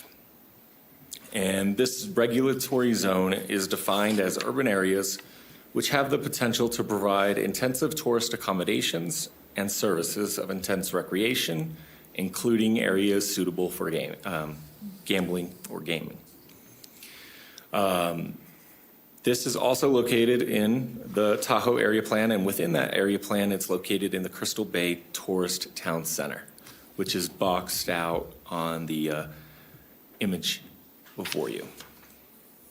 These are intended for redevelopment, and they are allowing for additional height, density, and land coverage. So these areas are meant to be some of the most intense land uses of the Tahoe Basin, or in our case, the Tahoe Area Plan.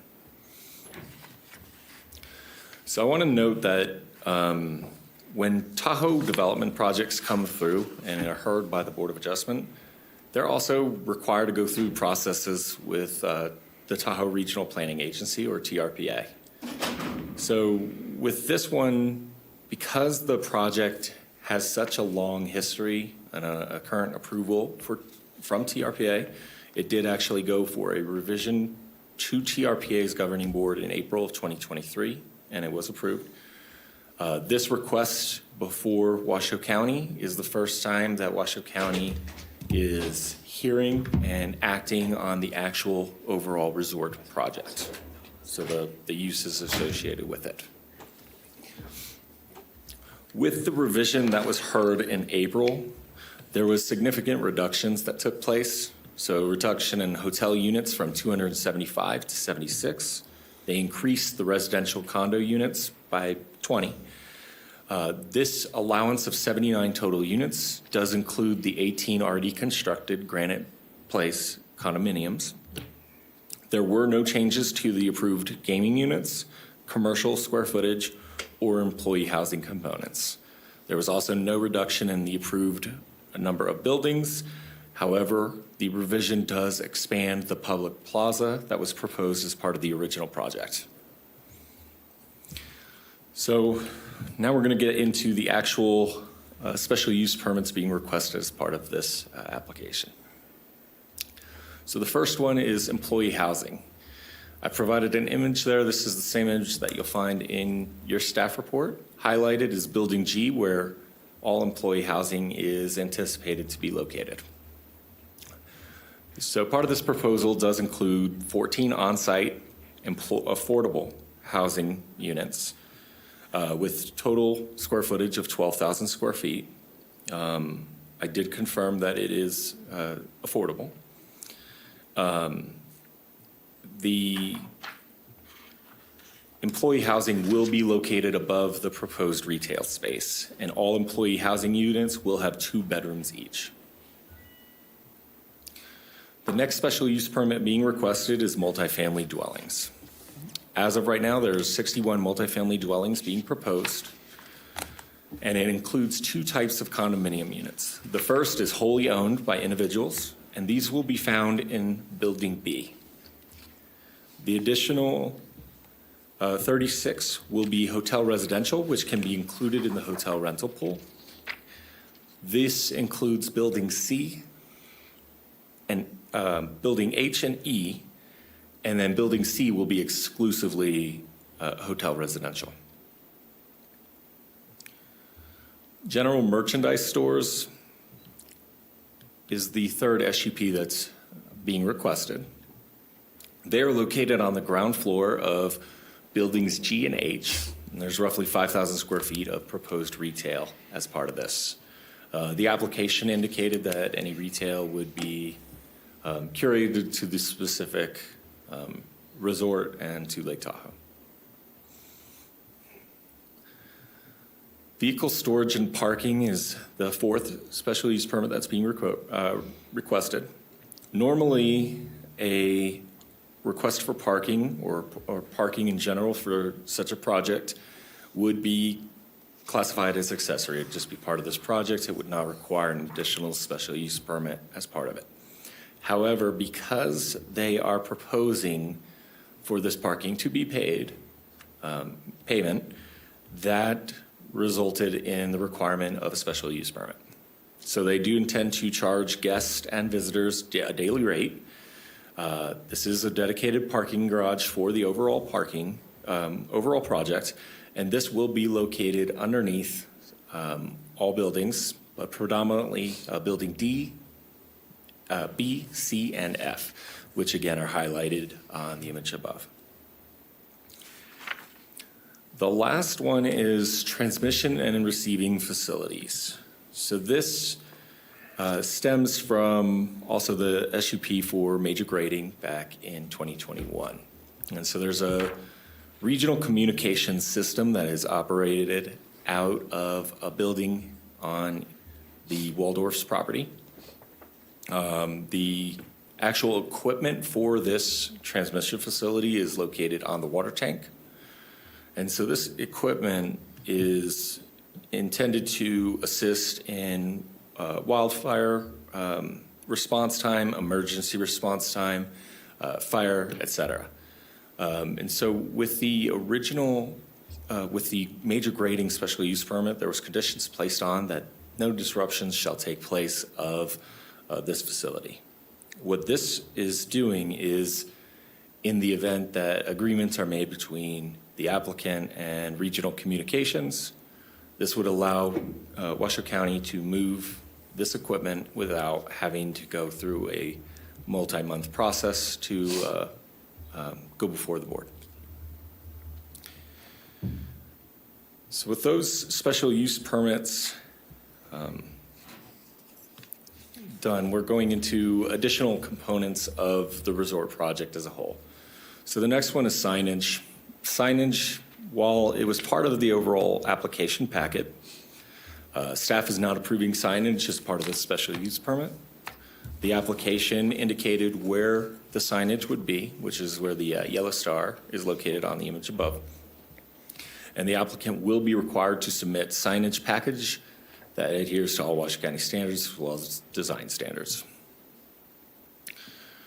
Lighting. So the applicant did submit both a lighting plan and a photometric plan. The photometric plan and lighting plan largely complied with Washoe County standards. They will be still required to have cutoff shields. Any pedestrian street lighting is limited to 12 feet in height.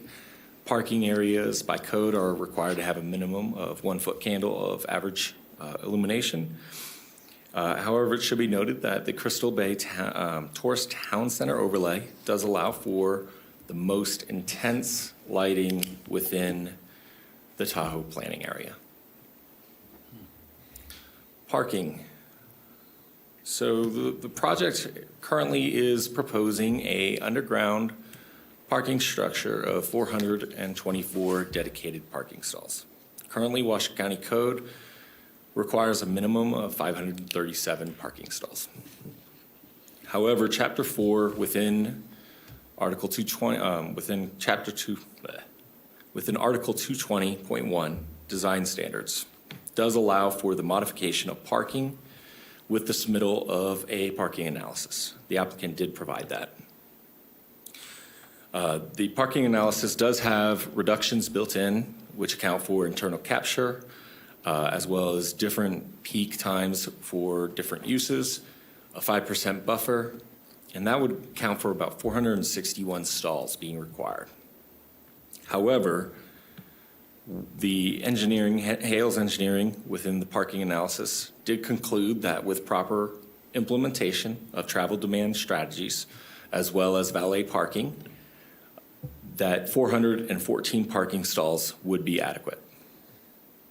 While the applicant is not requesting to go all the way down to 414, they are requesting a significant reduction to 424. Additionally, it should be noted that Chapter 4 does have a provision for motorcycle and bike parking. For every 6 spaces of bicycle parking or every 6 bike lockers, that would account for 1 parking space for automobiles. So up to 40 total parking spaces could be reduced as part of bicycle initiatives. So with the conditions related to the bicycle parking, staff did provide a condition that requires 120 bike parking or bicycle lockers throughout the resort project, as well as the incentivization of public transit, and with the reduction of the overall project with units, it is anticipated to eliminate additional passenger vehicle trips. Staff is supportive of the parking reduction to 424 spaces. So talking a little bit about traffic. And so I'm just going to throw some numbers out there based off of the baseline, which was in 2006, when, per the traffic report, the initial or original Biltmore was in its peak, and there were daily trip generations of 4,079. with 212 a.m. peak hour trips and 335 p.m. peak hour trips. The proposed Waldorf Astoria, with the revision, is showing a daily trip generation of 3,542, with 256 a.m. peak hour trips and 261 p.m. peak hour trips. This shows a 13% reduction in one-way traffic from the baseline Biltmore use, and it shows a 22% reduction in one-way traffic during peak PM hours, a total reduction of 26% on regional roadways, and on average, there was a reduction of 3.5% on eastbound, northbound direction and 1% in westbound, southbound direction for peak hour traffic. Above you is a access and traffic plan for the overall resort. Blue is for public traffic. So if individuals are leaving this resort, they can go right, they can go left, and they can follow those public access roads. Orange is for fire and emergency vehicle traffic per this exhibit. That currently traverses over what is known historically as Wellness Way. Red is for pedestrian exterior travel, and green, going through the majority of the site, is pedestrian paths of travel. Landscaping. We are seeing a landscape plan that shows roughly 3.7 acres of actual landscaping with 15,884 square feet of common open space. Those common open space amenities include courtyards, spas, pavilions, fire pits, and water features. These are all in consistency with Washoe County Code for common open space. And it should be noted that all proposed vegetation does conform to TRPA guidelines, as well as the approved species list. Pedestrians will be separated from vehicle traffic by an average of 8 feet of landscaped areas, and art sculptures, gardens, and seating areas will be placed throughout the major pedestrian routes. The applicant did submit a brief phasing summary within the application packet. Within early 2024, it's anticipated that all existing buildings and signage will be removed from the site. By May of 2024, the parking lot, sidewalks, and horizontal infrastructure will then be removed. And by the end of the grading season next year, October 15, 2024, all connector roads and utilities are proposed to be completed. The applicant is anticipating construction to begin in May of 2025. Hillside development was triggered as part of this this proposal. Hillside development is specific to properties that contain slopes in excess of 15% or greater on 20% or more of the site. The proposed project currently contains slopes that are steeper than 15% on 25.5% of the site. The analysis for hillside development can be found on page 35 through 37 of your staff report. It should be noted that the majority of the site has already been disturbed by the existing Biltmore development. Staff did review this application based off the Tahoe area plan. There were 17 applicable policies for the proposed application. The proposal does comply with all policies, and page 37 to 42 does go into more detail within that analysis. With the neighborhood meeting, the applicant did host a neighborhood meeting on May 23rd at 4 p.m. It was held in Incline Village. 11 members of the public were present, as well as Washoe County staff. The primary issues that were brought up were fire-related concerns, population growth of the overall Tahoe Basin, changes of the project after they potentially receive approval from the Board of Adjustment, and any grading required for the parking structure. Additionally, for BMPs related to the grading. It should be noted that after this meeting took place, the applicant has worked with NDOT, TRPA, and Washoe County throughout the application process regarding traffic concerns as well as other concerns. There are two major conditions that are being proposed to be amended. The first is condition 1R within planning's condition, and the proposal is to strike the last part of this that states to ensure no property lines cross through any proposed structures. This amended condition just clarifies the potential for any condominium creation in the future, but this still would not allow for the applicant to build over existing property lines. The second amended condition is an amendment provided by Incline Village General Improvement District, or IVGID. Their initial condition was simply no grading activities can begin prior to the relocation of all existing water and sewer facilities. They have expanded and clarified their language as proposed above within the amended language. This does make it a little clearer on what's prohibited and what is not.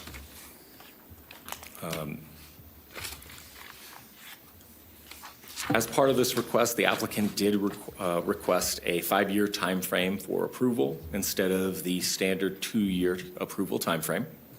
This 5-year time frame is consistent with previous Waldorf Astoria discretionary permits, and it also takes into account the existing building seasons that take place in the Tahoe Basin. So staff is supportive of that 5-year time frame. There are 5 findings that are required as part of a special use permit. Those are consistency, improvements, site suitability, issuance not detrimental, and effect on a military installation. Staff is able to make all 5 findings.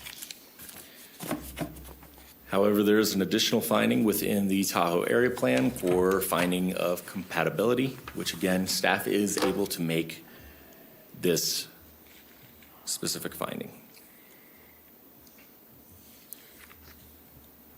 Staff is recommending approval with conditions, and before you is a possible motion.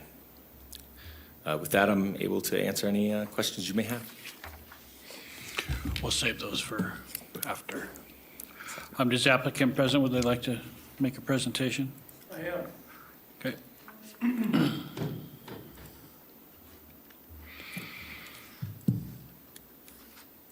board members and Mr. Chair, thank you for the opportunity to stand before you as an applicant for the Waldorf Astoria. My name is Tom Jacobson. I represent the Waldorf Astoria and been involved in this project from day one. Chris is the planning department's presentation is really thorough. I don't know if you noticed. Actually, I think it was 357 pages, and the reason for that is because this project has been discussed and reviewed for quite some time. TRPA approved this back in 2011, and then there was a revision to it in April of 23. So 12 years difference, but lots of things to talk about. So I'm here to say first that planning and applicant have been working on this for quite some time. We've had over 30 public hearings in different forms and fashions. We've talked to every different department that there is to talk to, and that's how we obtained a unanimous approval from the TRPA board, which is very difficult to get nowadays, on April 23. So we have great support for the project, and I'm just really here to answer any questions that may come up with it, but I do have a quick presentation that might help on that. Let's see, which one do I push? Oh, perfect. Highlights. The project is a mixed-use project, redevelopment of the district that is formerly known as the Boulder Bay, and then before that, the Biltmore site. It is, as Chris talked about, it's a combination of hotel keys, for sale properties, affordable workforce housing, shops, restaurants, and everything associated with a hotel. That's the quick and dirty. The project, like I talked about, has been reviewed. It's also very well supported by TRPA for a lot of reasons, but primarily because of the benefits that it brings to the environment. And we can talk a little bit more about those. That is our key focuses on this project so far, is work on the environment, the community, and better for our guests. And as a result, we feel that we can provide a very good offering for those three product offerings, which is affordable workforce housing, also the shops and restaurants area, a hotel experience, and a for sale product. So this is the project. Chris did a great job in reviewing the 5 SUPs that are outstanding. The rest of it is basically by right in the zoning that we talked about and of the overlays. But this is just kind of walking through a little bit so you can see what the project may look like when it's built, which, by the way, won't be until the end of 28. So this is a long-term project. But with that said, this kind of gives you a flair of what it is, where it's going. With that said, general merchandising, the restaurants are going to be combined primarily in those buildings, which are building on the front ones off of SR 28. That creates a little village component that it ping pongs back and forth between that area. I don't think, do I have a pointer on this? Probably not. Right there in the area, there is? Silver. Oh, the silver. Oh, perfect. Thank you, sir. And you have to keep it pressed out. Okay, right there. So this is where the shops and the restaurants will be on this side, and they go all the way through to SR 28.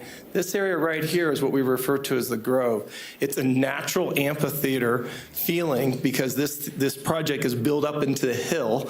It's hard to see, but this is the lowest spot of the site right here, and this is the highest spot. So think about how it kind of moves up the hill. That's a natural amphitheater. So what we've done is we've created a little place where people can be and be part of it for the community and also for the owners and the guests associated with the project. So that's why we had the for the retail. Parking and storage. We didn't realize you had to get a SUP to charge for parking, but planning helped us understand that. We absolutely want to charge for parking because it allows us to manage parking. Managing parking allows you to manage traffic trips. We're all about people coming and parking their car and never using them again. I won't bore you with all the requirements that we're conditioned to do, but ones that we want to do, which includes employee shuttles, transportation to the destinations that our guests are going to want to go to. So what we're looking at is bringing people into our property, parking their car, and then having our transportation do the rest. And I can go into more on that if you have any questions on it. So all the parking, like Chris outlined, is essentially under this whole area.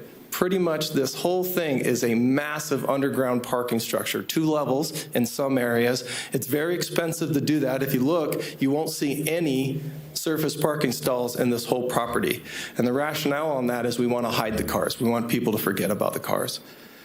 This transmission facility, we love and work and support all of the emergency people. As Chris mentioned, when we purchased this property right here, by the way, this is the old firehouse. Not very many people know that. But adjacent to it, there's a little tiny white building that supports these antennae that are older. There's a secondary backup, but it's something that we want to support, and so we are happy to use that SUP. Employee housing. Well, you're only as good as your employees. If you ever operate in any sort of business, we have to take care of our employees. We by no means believe that 14 two-bedrooms is going to have enough employees to help us, but it's a start. We also have acquired another property that's not adjacent but close in proximity to this one, where we plan on taking an existing motel and making that also a hotel, workforce housing for us as well. So we're also participating in other initiatives locally where we can help with the workforce housing crisis, as I'm going to call them, in the area. It's very difficult to get great employees, mostly because there's very difficult to get affordable housing. With that said, our workforce housing is consolidated here, like Chris pointed out, in Building G. Actually, on the bottom level of this one is a restaurant. The upper level and the 2 stories of this one is actually where the 14 two-bedroom units are. We tried to push them off a little bit so they can kind of get away from work a little bit, but the idea was to concentrate that there. It also has, this is a new developed TART bus stop, which currently the bus stop is not in a primary area that NDOT ended. Currently, right now, there's a bus stop there, there's a bus stop there. NDOT wanted us to consolidate that so that there's only one bus stop, and we're working with TART on that. It's a little complicated, by the way, as you can imagine. This is California, and this is Nevada, so you get to work with Caltrans and NDOT. So we're working through all those challenges. Multifamily dwelling units, if you don't understand TRPA code, which I didn't when I get here, one of the things that everything is done by multifamily, and so this one is that allowed us to be able to have for sale product on the site. The for sale product, as Chris said, it's in Building B here, Building C, and also in Building E. There actually is 2 other on this side right here too, but the primary, most of those are these 3 buildings. These Building D and Building F are actually hotel. Who we've worked with, all those people and above, we really do appreciate Washoe County staff. It's been led, they've done a great job in all the departments. Primarily, we've been working with planning, and we appreciate all the effort that's gone into to get this very complicated project into an understandable offering. Time frame, everybody wants to know about our schedule. We're currently in the process of getting all the abatement done and also the demolition of the site. The Biltmore was a 1940s building. Actually, this morning, I actually toured the building with our contractor. We've spent endless resources of cleaning up in a very dirty building. Back in the 40s, they had a lot of asbestos, a lot of things that you and I don't build with anymore, but we are now, we haven't gotten approval yet, but we're close to getting approval from air quality where we can have 100% clean so we can rip the Biltmore down. After that is removed, the only remaining building will be actually that firehouse that's up in the end, and that's actually going through the process of abatement as well. So site work starts in 24. That's not till May. We'll start with what we refer to as all the horizontal demolition of the remaining building, the Biltmore primarily, and then also removing all the asphalt and all the retaining walls that are there. And then we'll start on the road connection roads, which are where, as Chris talked about, there's an abandonment and relocation of some roadways. That's going to take all of 24, if not more. Then vertical construction would start in 25. It's about a 3-year process. Currently, today, our process of phasing it is that we're going to phase it that the whole property opens at one time. And I'm happy to answer any questions that you may have. Thank you. We'll come back to you. We're going to open up public comment at this time. Do we have any public comment? I have Ron Voley. Ron, please state your first and last name for the record.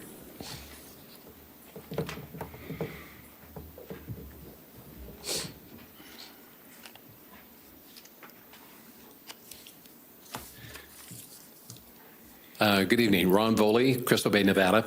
I've managed numerous hotels. I've developed a 85-room Hampton Inn and Suites hotel. I've built been part of the development of over 150 In-N-Out Burger restaurants, including Reno and Sparks.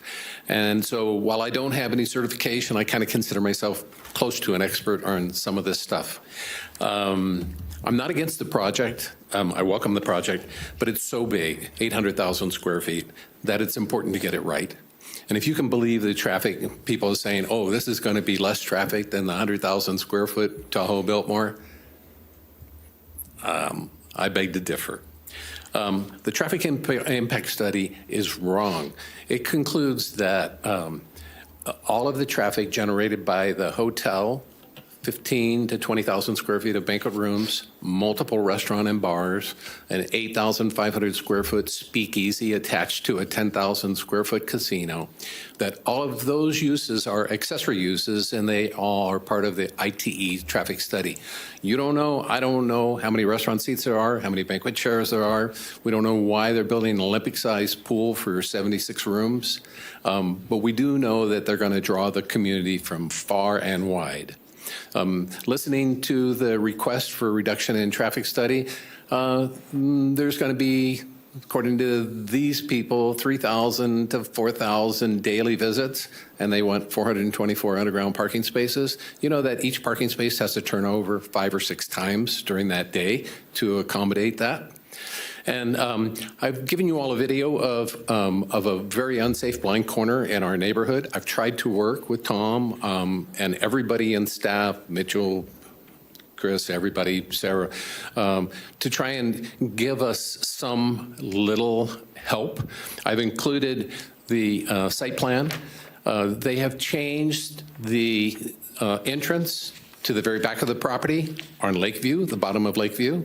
There are residential homes just immediately up the hill. I'm less than 500 or 600 feet away from the entrance and exit. So you can imagine at that intersection there, 3,000 to 4,000 cars leaving there every day. How many of them are going to turn left and how many of them are going to turn right? If they turn right, they're either going up Lakeview or Washoe. That's our little bedroom community. And I was here 2 years ago and I asked for some help. And it was sort of in the conditions of approval, but I'm empty-handed. We have nothing. And at minimum, I would beg you to help us on, there's a stretch of Tuscarora, which is very steep, that comes down from Lakeview. I included a video in my previous email to everyone. And if my neighborhood, all 5 people, would like to make a one-way going up so that people are not dive-bombing it at night with liquor and bar and gambling experiences. I'm so sorry, sir. Your 3 minutes is up. I'm so sorry. That's really my only request. And then if you look at the traffic study more significantly. Thank you. Thank you. I have no further public comment in chambers. On Zoom, I have Tim D. If you could please unmute and state your first and last name for the record. Yes, thank you so much for hearing me today. My name is Tim Delaney, and I'm a longtime resident of Incline Village. I've lived there, I think, since about 1974, okay? And I've been in the Tahoe Basin since 1970. So I'll get right to my points here. First of all, how do you engage the public when all these, developers, they're the only ones talking? All right. So, this whole concept here with TRPA, I went to a couple of meetings and it's pointless. They do all the talk and they talk, and they have a big old slideshow and it goes on forever and on. And my rear end's getting sore. And after a while, it's like, it's pointless. They don't allow us to talk. So that's what that is. So it's like a Kim Jong-un rubber stamp meeting or something. So, and there's, when it comes to these projects, there's just way too many people in the Tahoe Basin. It's awesome. So with all these projects that they approved, they're just wiping out the environment and the total community. The communities are being destroyed. I don't understand the concept of being a tourist when you're elbow to elbow. It's completely ridiculous. And a good example of that is Palisades. You can see what's going on over there. So I used to be able to ski over there, no problem. I have the hill to myself. It was beautiful. Not anymore. It's like, forget it, you know? So, and then here's another concept. Bald and golden eagles. On the east shore of Lake Tahoe, you have sacred, sensitive Native American land over there.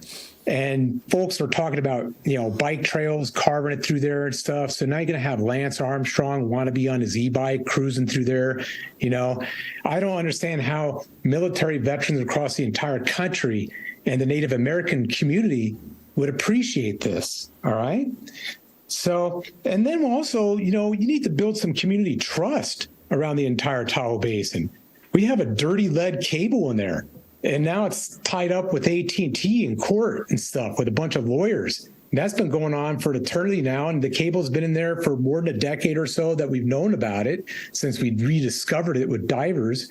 And, you know, if I was a politician in California and Nevada, I'd do the right things. I'd get the cable out first, build some community trust, then consider these things. So it's too many projects all at once. Community trust is totally busted, and I have a lot to lose. I don't want anybody changing codes around my home, ripping a place down and building a 60-foot story building across the road from me and saying it sleeps 50. That's my quality of life being junked on, okay? So that's my comment, and that's how I feel about all this. Thank you so much. Thank you. Next, I have Helen Neff. Helen, if you could please unmute and state your first and last name for the record. Hi, this is Helen Neff, Incline Village resident. Can you all hear me? Okay, could you repeat that from the beginning, please? My name is Helen Neff. I'm a resident of Incline Village. Thank you for the opportunity to speak. I support and I'm in favor of smart growth, development, and business in general. My concern is traffic and pedestrian safety. So I'm asking you respectfully to please address the shortfalls in the transportation study attached to this application. The study compares projected traffic elements to the 2006 level when the hotel and casino were operating. And it says that the Waldorf project will generate less vehicle trips. Many factors have changed at Lake Tahoe in the past 16 years. In fact, TRPA's 2020 census data presentation that has been shared in a number of recent meetings, included the APC meeting yesterday, includes data documenting the decline in casino traffic in Nevada and says casinos are no longer popular destinations for Lake Tahoe ever since California has allowed Indian gaming. So the appeal of Lake Tahoe today versus 2006 and for the future is outdoor recreational activities. Thus, guests of this project are not going to arrive, park their cars, and gamble indoors all day. They will get back in their cars and drive around the lake, go to Emerald Bay, go to trailheads, drive to the East Shore Trail, Thunderbird Lodge, and so forth. I'm sure the Waldorf would prefer that their guests stay on site, but that's not realistic. Yes, they will have go to the beach in Tahoe Vista in the summer and North Star in the winter. That's helpful, but guests will want to go in all different directions, and this needs to be taken into account. Incentivizing public transit is an interesting statement. We do not have viable, reliable, or frequent public transit to access popular destinations in Lake Tahoe. So the traffic study mentions the F-grade intersection in Incline Village at Lakeshore and State Route 28, the west side, without proposing a solution, but does not address the traffic gridlock in Kings Beach in the summer months, which will be compounded by this development. And it requires clarification on the bike paths referenced in the traffic study. The report says a Class 1 bike path will front the project, and that's defined as a separate pathway for bikes only. It is important to separate e-bikes, regular bikes, pedestrians, and vehicles for a safe town center. It's not clear how this will be accomplished. Traffic and transportation issues are often dismissed when development projects are being reviewed and are regularly passed off to another agency. Rather than using this excuse, please address the shortfalls in the transportation study attached to this project. Thank you. Thank you. Thank you so much. If there's anyone else on Zoom who would like to make public comment, please raise your hand now. Okay, I have Coleman Munch. Coleman, if you could please unmute and state your first and last name for the record.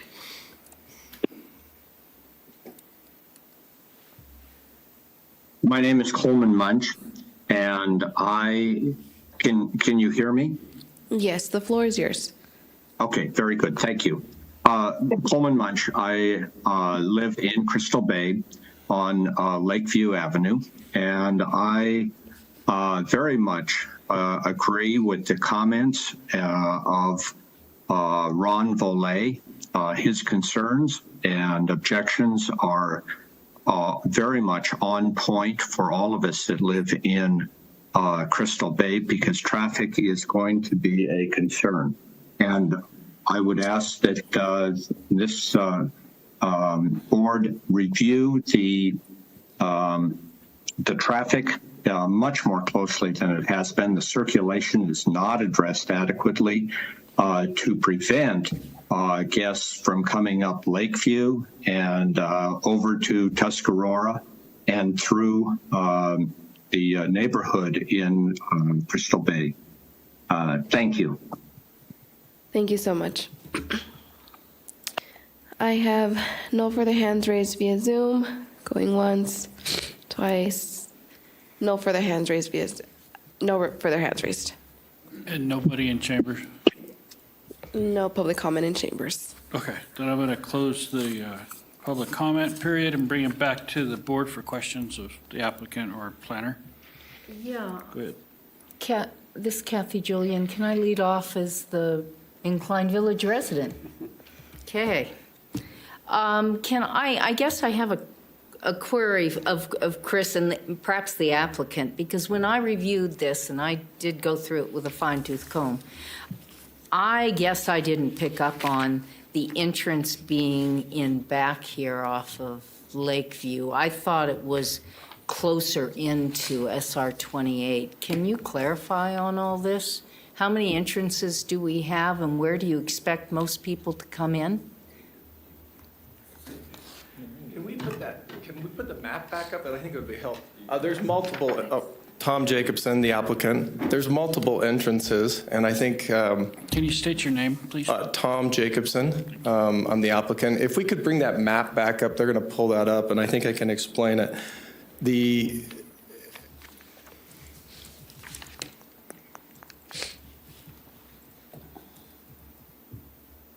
There you go. That's perfect. Okay, just for everybody's familiarity, this is SR 28 running right here. The property, this is the state line right here. And this is actually a road that's installed today, but it's only installed up to about right there, and that's referred to as Big Water. There's currently a road called Reservoir Road that runs approximately right here, and it goes straight up right here.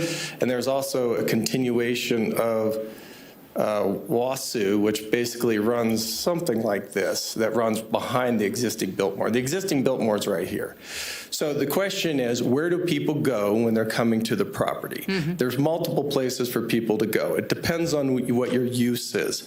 If you're a hotel guest, you'll be driven to the intersection here at SR 28 and State Line, brought up. This State Line exists to about right here. We're going to extend State Line to connect to Lakeview. You'll be brought up onto this extension of State Line, and then you'll be brought to what is called the guest arrival area here. Guest arrival is only for valet. Because of the level of the hotel, the parking is going to be all valet for every hotel guest. So if you're staying here as a hotel guest, the only way that you can park your car is to come here, drop your car off, and then you go into the hotel, which is the entry is right here. From that point, the valet will take the car back down and enter. This is one of the entrances to the underground parking right there. So they will not be turning right up into the public streets that has been expressed, and we agree. These are very steep, very small. I mean, literally, I don't know if it's a single road sometimes when you drive up there. We are not going to encourage anybody to go up there on that. Now, if you're an owner, a homeowner, so if you own, and then once again, primarily the for sale homes are in these two buildings and also this one over here. So if you own your home, you do have the option to use valet. But primarily, I think most people will park themselves. So if you are in building B or building C, you will enter here at Big Water. You'll come in, and right here is an entrance for parking. So that would be coming right in here.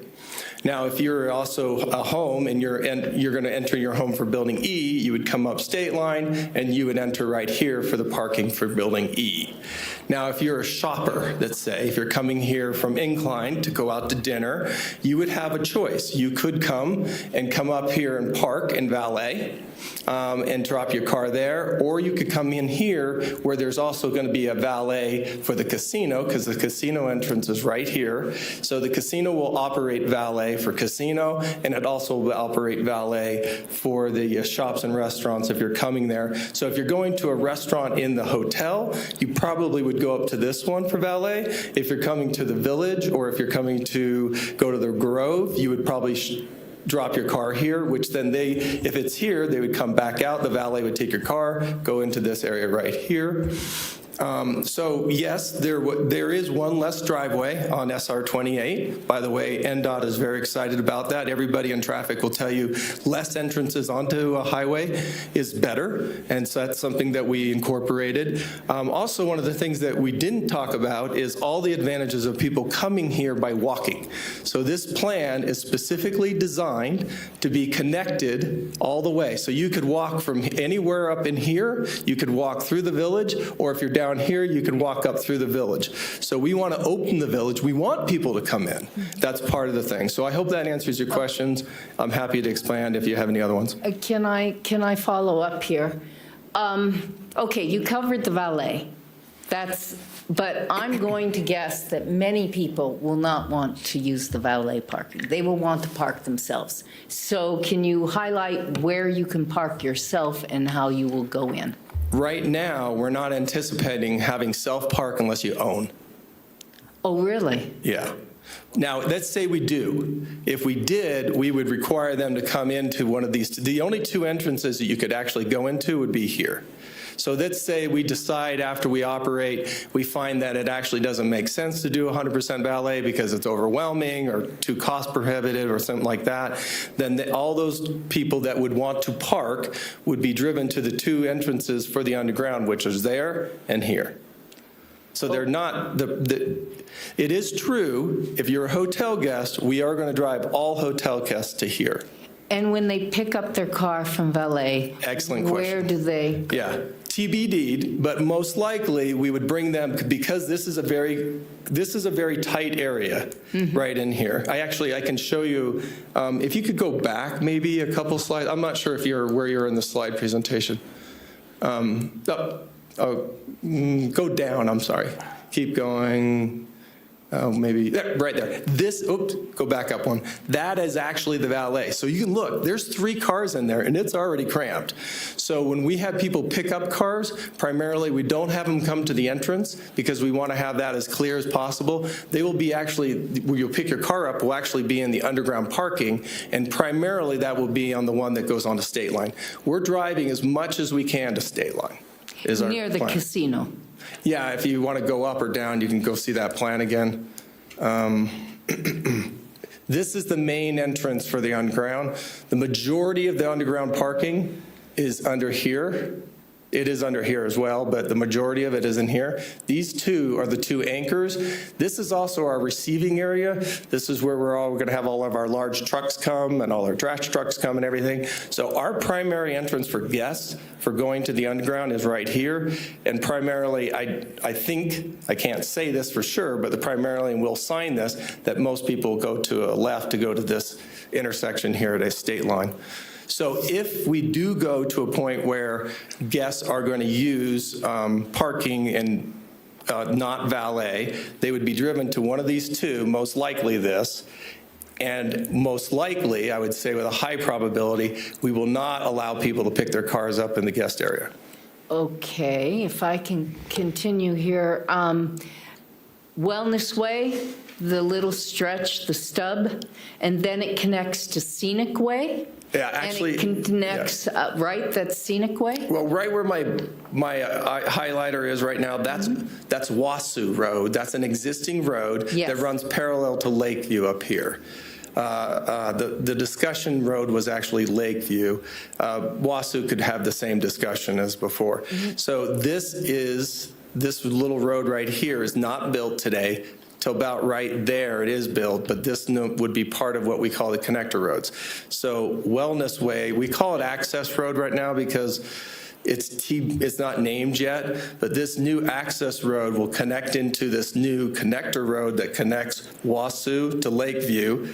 This Lakeview Road is existing, and this right here would connect State Line to Lakeview right here. Correct, and I'm simply drilling down to ensure that, because I know the community is interested in that connector road existing, and you're committed to building that, correct? Yeah, we're conditioned to do it, and we're committed to do it, yes.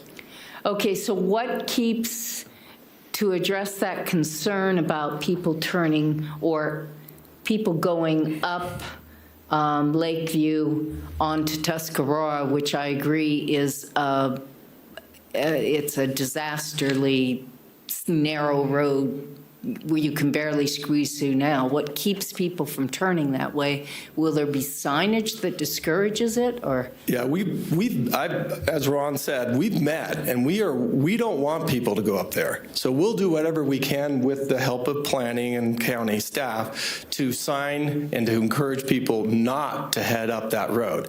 We don't want people to head up that road, quite frankly. I don't know why they would go up that road. It's not the best access back to SR 28, but if they do, it is a public road. I can't prevent people to say you can't turn right, but we sure can encourage them to turn down State Line and then go back off to SR 28 there. Okay, thank you. You bet. I do have a number of other questions. Go ahead. Can I Floor's just yours. continue? Go ahead. Okay. On the questions, and perhaps this is for the applicant, I know staff said you confirmed it's quote-unquote affordable housing. There is a difference between affordable housing and moderate income housing as per changes to TRPA code in, I believe, June of this year. So when you're proposing those 14 units and the 38 units of workforce housing, or altogether 38 units of workforce housing, what level of salary are you gearing that to?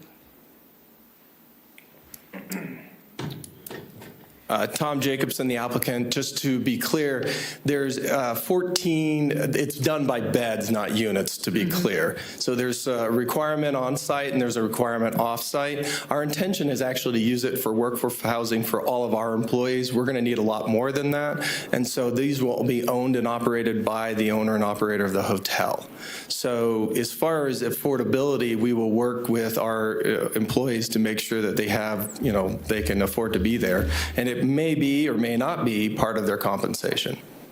They will be owned and operated by the hotel, you said? Yes, Okay, yeah. so, and they will be deed restricted, but in that context of owned and operated by the hotel? Yeah, we'll meet our condition as defined, and our plan is to use them for our employees, for sure. Okay, thank you. On that point, then,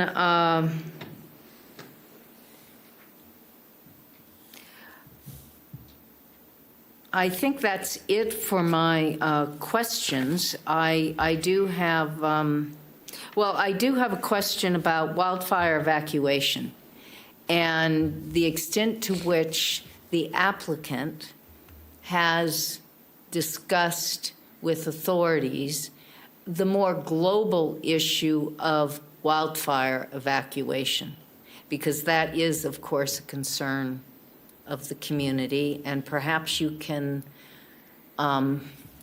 elaborate on that, something beyond, yes, we have fire apparatus on site, yes, we can get in and out of our driveways. Thank you.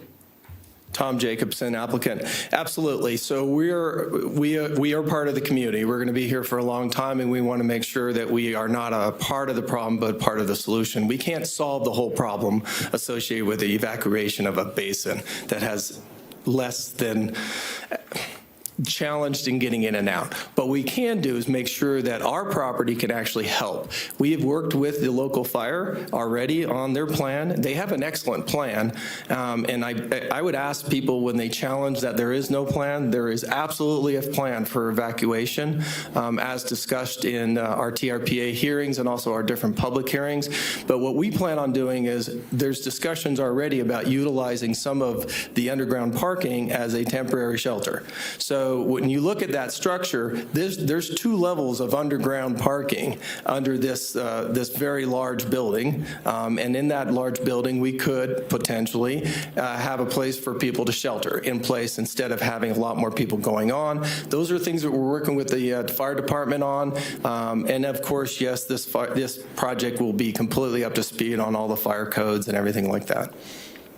Okay, thank you. Okay. When it comes to the discussion, then I have some suggestions as far as conditions. Okay. Does anybody else have any questions? Go ahead, Peter. Peter Gishon for the record. Chris,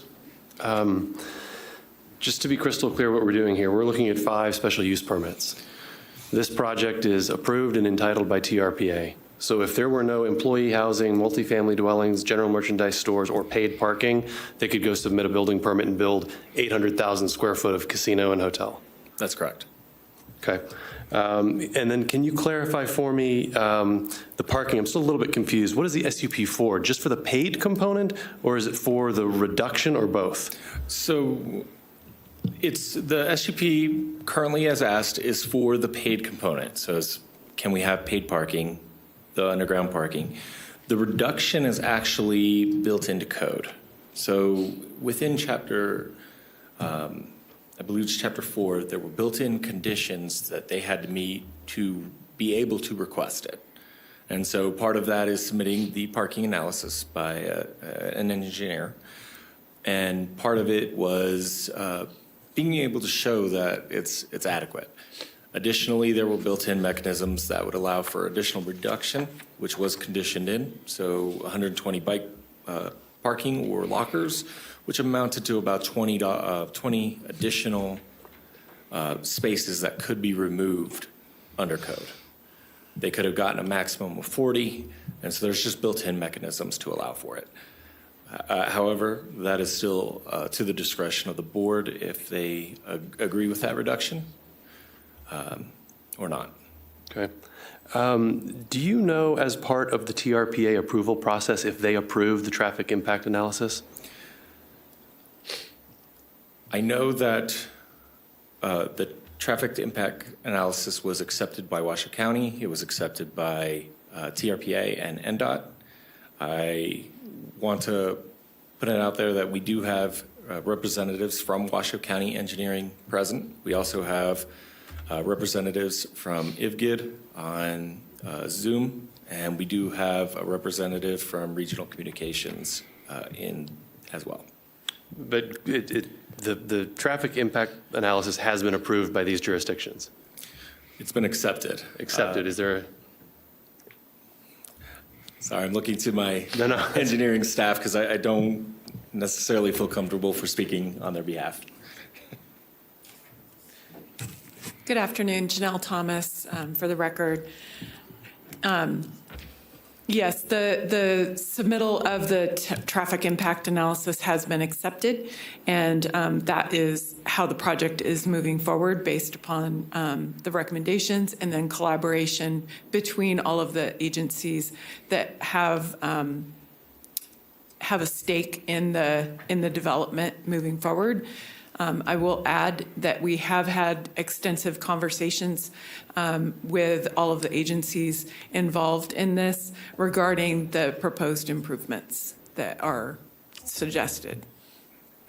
And I don't want to beat a dead horse, but does accepted mean approved? So it means that it has been accepted and discussions are ongoing regarding the proposed final plans that are going to be submitted for permit. Okay. And those permits that are required are conditioned currently under the engineering conditions of approval specifically regarding the NDOT encroachment permit.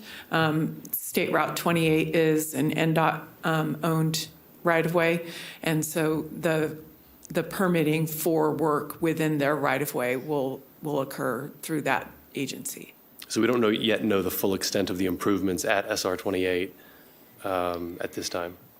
At this time, we've been presented with the proposed use and how those lane assignments are going to be laid out. Everybody has concurrence regarding that particular geometry that is being suggested. And so the next step at this point will be that NDOT will be accepting that application for that encroachment permit. May I follow up on that point? Because I think it's very important that we don't confuse accepting or these consultant study with some sort of approval of its recommendations, because that's not what we're seeing, as I understand from my conversations with staff. That NDOT owns the road and therefore will make decisions on the improvement to the road. And the consultant study itself has actually on page 241 of that consultant study, it goes on to state, for instance, that the studies warrant turn lanes, but then the consultant study itself somehow reverses itself by citing TRPA as not wanting, for regional reasons, to expand roads. Therefore, it doesn't recommend a left-hand turn lane, which many people in the community consider to be absolutely critical. So you would not want to say you accept the recommendations in the consultant report when you're seeing that kind of inconsistency, and when in fact it is an NDOT decision. And so that was clarified to me, and as I understand from staff, there is, NDOT is leaning towards, or there has been some informal agreement that there should be left-hand turn lanes and some expansion of the road, which only makes sense for anyone who lives in Incline Village or Crystal Bay or travels those roads. It absolutely will increase traffic, and absolutely you need to have those left-hand turn lanes. So, so I think that's where I would like to go in terms of a discussion on this, because I feel that there needs to be some clarification in the conditions to ensure that we get things that ensure this project is not detrimental. Thank you. Go ahead. May I add that the discussions that we have been having have included the I guess, retention of the two-way left turn lane through that corridor. And that allows for those left-hand turn movements to occur within a protected space. Okay. And the traffic analysis is based upon, if I understand it correctly, them keeping the majority of the vehicles on-prem during business hours or whatever. You said that, if I remember correctly, you said that people will be shuttled around. It's going to be valet, and you wanted to keep the majority of the vehicles on premises, not have people come in and out all the time. And so would that impact the traffic analysis? I mean, if they changed that and said, oh, no, we're just going to have people come in at will, that would obviously change the numbers, wouldn't it? Or let me ask my colleague to come up and explain his, I guess, understanding okay. of the potential modifications. Okay, thank you. For the record, Mitchell Fink with Washoe County Engineering. So to answer your question as far as for the parking, when the traffic impact study is generated is based on the vehicles, the trips that are generated from the project. So that parking aspect is incorporated with that traffic, those trips generated based on those land uses for the project. Yeah, that's what I thought. Okay, so down the road, if they do decide to change some things, would that be something that we need to look at again down the road? Or If they would change a land use category, which would impact the trip generation, in other words, there could be an increase in trip generation depending upon the land use category, or if they changed one of those, their business model or something like that, if they went strictly to a hotel and took the casino out, yes, that would affect what those trips would be generated based on that land use. Right. It would also, correct me if I'm wrong, if they had customers or clients, I should say, come in and out of the motel and staying there and not just leave their vehicles there, that would also impact the traffic. Correct. Right? Okay. Okay. Now, is that something that would be looked at again down the road if they did a revision of their master plan, or? It would be dependent upon what would be presented as far as if they would have to go through another special use permit process. Things. That would Okay. depend on what that would look like, whether or not an updated traffic impact study would be required. Okay, all right, good. Okay, that was my question. And just one add-on, so when NDOT does require encroachment permit and occupancy permit for any work, any improvements within the state Route 28. So as part of that, in discussions with NDOT, they would also require an updated traffic study for their continued review. So that it's been accepted, but there could potentially be some updates to that depending on NDOT's comments when the traffic study gets submitted back to them with going through that permitting process. Okay, so they're still in the permitting process, so things could change from what we're seeing. Depending on comments from NDOT, additional comments from NDOT once those designs are submitted. Okay, so it's not set in stone yet. It can all be changed. Okay, With NDOT's. right, okay. Could I follow up on the restaurant issue?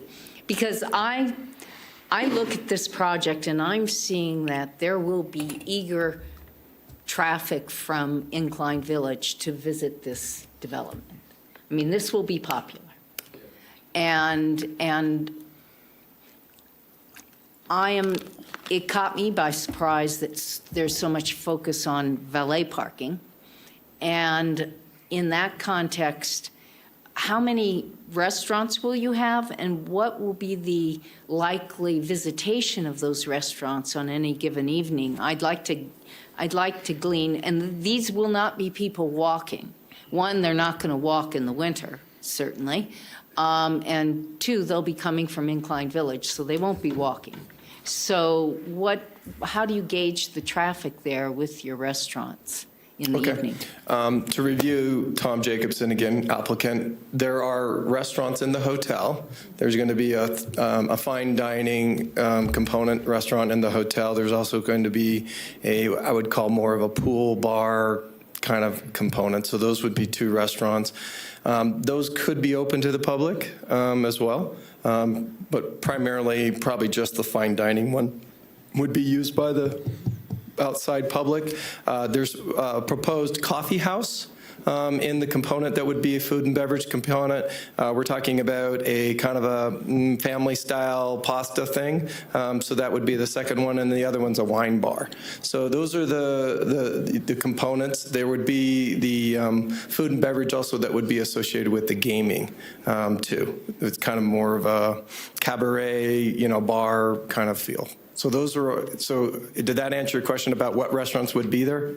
Right, and Okay. would you anticipate that would attract members of the public? We hope so. Okay, and they will be parking? Yes. Okay, so, and has that been factored into I believe you had a figure for 2.5 spaces per 1,000 feet of retail space, and I think it was It was something like 4 per 1,000 feet of the casino. Actually, I think that's a code requirement. That's not me, by the Oh, way. I'll let okay. Chris speak to that if Okay. you want me to. Well, what are you anticipating? Yeah, I'm glad you asked. So we can't count a parking stall unless it meets code standards. But when you valet, I'm sure you've seen valet. If you've ever valeted a car or been around valets, they're very efficient in parking vehicles to the point where you can get substantial more cars in a parking lot than what's, so to speak, parked. So that's why we're looking at primarily a valet system for this property. Now, to answer the question that you had, Chair, if we do change any of the traffic study, by the way, was approved originally in 2011 by an independent person. We weren't in here when that was approved. It was also approved as part of the TRPA approval in April of 23 with a licensed traffic engineer that uses standards to drive trips. So if I operate my hotel differently, with or without valet, it doesn't matter. It's all done by unit uses or assets. So if we change our uses, then yes, traffic could change. That's why we had to have an updated updated traffic study that was part of the submittal to TRPA. And that is included in the same one. So it is a part. Have we resolved all the issues on SR 28? The answer is no. There's a lot going on in Crystal Bay right now, as you well know. And there's Caltrans and there's NDOT and there's TRPA that doesn't want any more road improvements. I don't speak for TRPA, but I'm just telling you, there's a lot of moving parts right now. We want to improve it. We want to have it to be the best we can possibly be and satisfy all the parties that are involved and also the community. So I do believe that if you go and look, we're the first one that built a road in Washoe. I think engineering told me we're the first one that actually built a road from nothing in the last decade in the basin for Washoe County, just to give you a heads up. Our roads meet all the new standards. We're taking out roads like the one that a person has expressed is not adequate. We're taking roads that are not adequate and replacing with new standard roads. So I guarantee you when we're done, it's going to be a lot more efficient and it'll flow much more better for the community, the guests, and everybody involved. Okay, one more question on parking for the county, I guess for Chris. Chris isn't listening. Oh, I guess this is for you, Chris, or for engineering. We've now heard that the focus is seriously on valet parking. One might anticipate that a number of people using this facility from the public will not wish to valet park and will be looking to park in neighborhoods adjacent to the complex. What's the thinking, and perhaps this is a question for the applicant, what is the thinking on this to keep this parking from overflowing to the neighboring areas, both in California as well as on Lakeview and Tuscarora and all that? I know this from living in Incline Village. When there's paid parking, we oftentimes park along the roads and in residential areas to access that trail. I would anticipate similar things would happen here. So how are we managing that? So how are we managing parking on the adjacent? The overflow parking to neighborhoods. I don't think we can. So right now, that's what's been shared with us is a parking analysis that is based off of valet that is going to all be captured on site.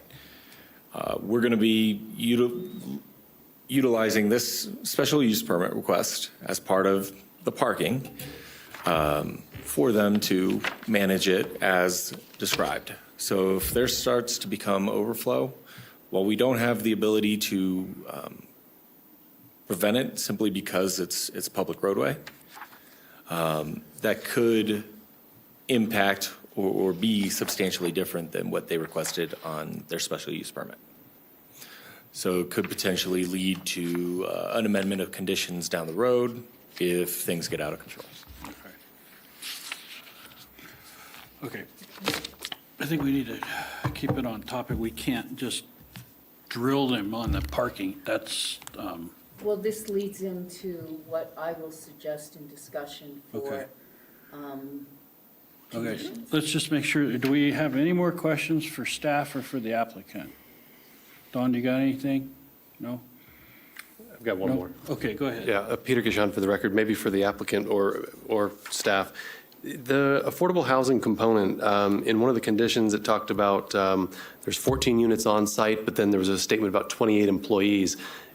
Must you have a certain number of employee-based housing to satisfy whatever TRPA requirement there is? Does 14 units cover it, or must you house 28 employees? Tom Jacobson, applicant. There was a condition by TRPA. It's actually, I think it might have been some other conditions repeated by county, but I'm not sure. It's for sure in TRPA that there would be a component of on-site, and it was defined as 14 two-bedrooms, and then there was also additional off-site, and those could be in different areas and number of bedrooms. So that was a condition that we needed to meet, is on the on-site, and then we would also have to meet the off-site as well. And we've identified a spot to do that. We just haven't guaranteed that yet because we haven't gotten to that point. And just to clarify, you have to do a certain number of units, but must those be strictly for employees or just affordable? No, they're workforce housing is how it's written. Okay. Okay. Okay, any more questions for them? No? Okay, then I'm going to bring it back to the board for discussion. All right, go ahead. Okay, thank you. Kathy Julian for the record. I'm supportive of this project, subject to some adjustments in the conditions. And let's start with one of the easier ones, the construction hours and days. Isn't that set in Washoe County? Actually, this is a little different because based upon my conversation with staff, there is a condition in the grading SUP that addresses this, and it would be good if it's consistent with that grading SUP. So that would require adjusting the language in the condition in this SUP. It shouldn't be no. And in the condition in this SUP, you have people working on Saturday, which I think we've already had ongoing discussions about how difficult it is to have construction work on a Saturday in the summer in Incline Village, Crystal Bay. Okay, Chris, did you have something on that? So what was shared with me is that there's a desire to have consistency between the discretionary permits for the site. The condition that is being talked about right now was a condition that was placed by the Board of County Commissioners as part of the appeal for the major grading SUP. And so I think what is being asked by Board Member Julian is that she'd like to see this exact condition from the BCC on this current SUP. No. Okay. And the applicant's okay with that? Or can you? Tom Jacobson, the applicant. If you limit the work hours, it takes longer to build it.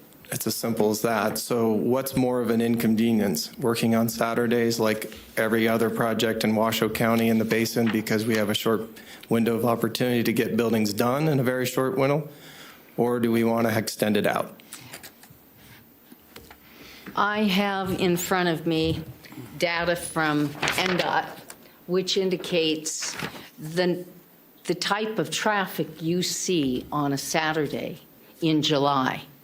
And that would be, in my view, unacceptable and detrimental to the community. Now, what would be more acceptable is if, and this was one of my initial suggestions when I was discussing with staff, until I realized there was already a condition of hours, Monday through Friday, 8 a.m. to 5 p.m. in your other permits. I was previously suggesting, well, if you do 7 a.m. to 7 p.m. Monday through Friday, which is what Washoe County often does, you actually gain 7.5 hours, which makes up almost for the Saturday, which would be, remember, this project has 155,000 cubic yards of materials it will be digging up and hauling out of the basin. That is about 13,000 truckloads. Okay, so and that's just the grading. We're not talking this SUP and the construction and demolition. So we're talking mega traffic just during construction, and certainly having construction on Saturday would be very detrimental to the community. So I would opt for either the language here, which I can read here, which, as per the previous permit, it says construction hours shall be limited to 8 a.m. to 5 p.m. Monday through Friday. Light construction activity may occur Monday through Friday from 7 a.m. to 8 a.m. and from 5 p.m. to 7 p.m. involving worker assembling, preparing, and conducting logistical activities, things that aren't noisy. Okay, I'm paraphrasing. Or, frankly, I'm comfortable going back to the 7 a.m. to 7 p.m. as per what we usually do in the county. And that isn't on Saturdays. In the context of the Tahoe Basin. Remember when we did the construction on the house on SR 28, NDOT actually stepped in with even more limited timings of Monday through Friday, and actually on Friday, they ended at, I think, 3 or 4 o'clock in the afternoon. Because, of course, they anticipate the heavy traffic, which is also documented in NDOT statistics for July of 2023, when you look at Friday traffic at the point on SR 28. So this is, I could go either way with 7 a.m. to 7 p.m. or following the language in those other permits. Okay. That would be one suggestion for an adjustment to the conditions. I can go through a couple others. You got the Thank floor, you. so let us All right. hear what you got. Thank you very much. Parking. I would advocate to increase the parking to, if not to the code, which was 537, at least to what the parking study indicated at 461 spaces. So rather than the 424 spaces that we have now. I would anticipate this will be a popular project with the community. There will be driving to this project. I actually anticipate that there might be an adjustment in that valet parking system. So I would suggest we increase the parking to the 461 figure. Right now, it's what, 424? Yeah, 424. And if you look at the parking study, and I think that's going to be on page 139 of the parking study, Exhibit M. It says, county requirement with time of day demand plus 5% cushion, 461, as opposed to county requirement of, it says here, 534. Okay, so that's on page 139 of Exhibit M. What else you got?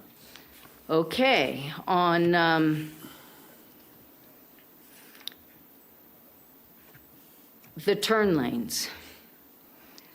I would wonder if we might somehow, when in the NDOT conditions that are in the document, if we might somehow reference that the improvements cited in the NDOT conditions may include, subject to NDOT approval, left-hand turn lanes on SR 28. And I would refer that to staff and legal as to whether that might be possible to Wouldn't that be adjust the an language NDOT there. decision on that? It is an NDOT decision, but in view of a consultancy report that actually advises that left-hand turn lanes are not necessary, quote unquote, that has me concerned in terms of this project. I thought they said that they're still working on that. That's not finalized. It's still in an ongoing. Well, NDOT, okay, that is true. NDOT is looking at that. But is staff informed me earlier that they were fairly certain that there would be left-hand turn lanes. And if folks are fairly certain, subject of course to the final approval of NDOT, that there are left-hand turn lanes, can we not have that in the conditions? I think we need to leave that to NDOT. I don't think that it's our privilege to be able to put something like that in there. Correct me if I'm wrong, legal. Is that something that we need to leave for NDOT? It's not something that we should put in there, is it? Ms. Julian, is there a specific condition on page 8 of Exhibit A that you're proposing an amendment to? Page 55 or 54? I guess it's page 54. Okay.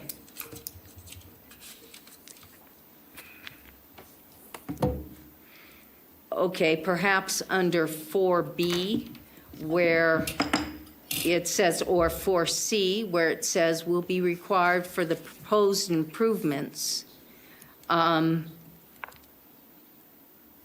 is some reference to left-hand turn lanes in 4C. Would that be possible?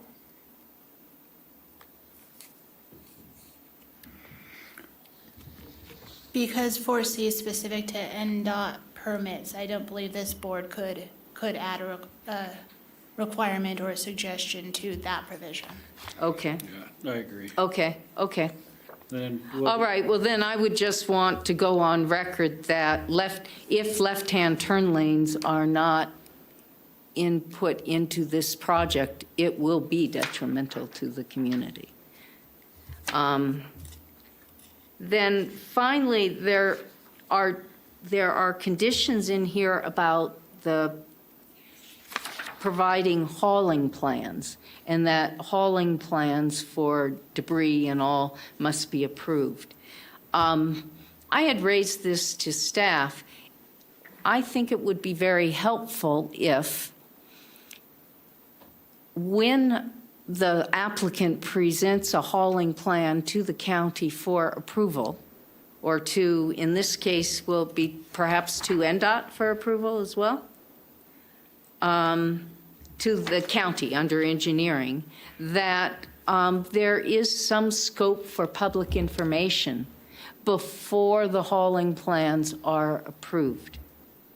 And that's not to say a public notice, but it is to be transparent, because again, we're talking serious hauling of debris and construction vehicles, probably going through Incline Village if the Highway 50 is the exit out of the basin. Yeah. And that kind of plan would benefit from public involvement in and information, rather than just surprising the public with, this is what is happening to you.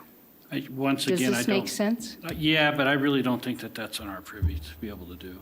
I don't think that we can do that. Correct me if I'm wrong. I'm not sure that adding it to a condition would be appropriate. However, I don't believe that those hauling route plans would be confidential. Therefore, they would be, subject to public disclosure. Well, then, would it be something that the applicant, as simultaneous with giving it to the county for approval, would the applicant be willing to put that on their website so that the public would know what is being proposed? Again, the concept is feedback from the public to both the applicant as well as the government entity, because this will affect them. Again, we're talking 13,000 truckloads of debris. We're talking perhaps not as much, but similar traffic coming through in a small 3-4 month period in the summer, likely coming through Incline Village unless it goes through Kings Beach. Jen, can you speak on that? Janelle please. Thomas, Senior Licensed Engineer for the record. Our standard of the practice for notifying the public regarding construction haul routes and such items is that those do go through a very thorough review, and typically a project will have a website associated with it that identifies what the construction schedule is and things like that. But adequate notification is required for all of the construction activities that occur. Thank you. Would it be possible to get some feedback from the applicant as to whether they would be willing to put that kind of information on their website? Tom Jacob, the applicant, absolutely. Okay, thank you. Okay, anything else?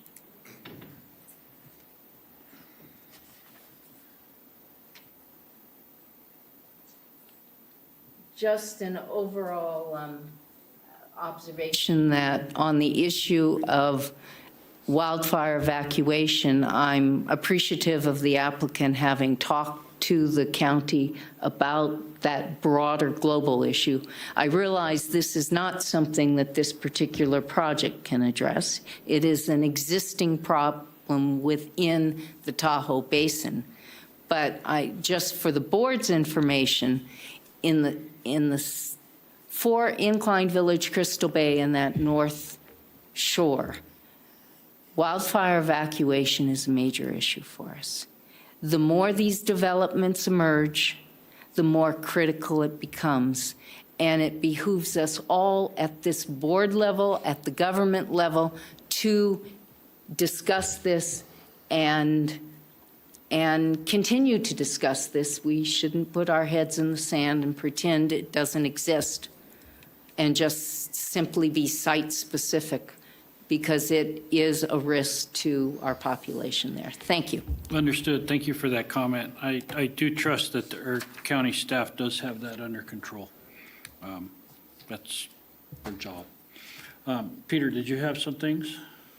Thank you. Peter Kishon for the record. I only had one comment on the conditions of approval. I've discussed this with staff. I think it's important to me that we see dedicated parking for the workforce housing that will be on site.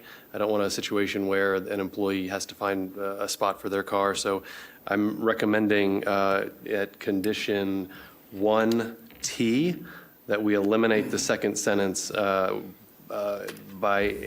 allowing them to waive that parking requirement. So I would like it to say dedicated free parking spaces for the 28 employees with on-site housing will be provided at a rate of 1 per 2 employees for a total of 14 parking spaces. Okay. May I say that I fully support that suggestion. What kind of language are we comfortable with in terms of the working hours? Well, we haven't got there yet. I Okay. wanted to ask the other two board members if they had anything they wanted to bring up.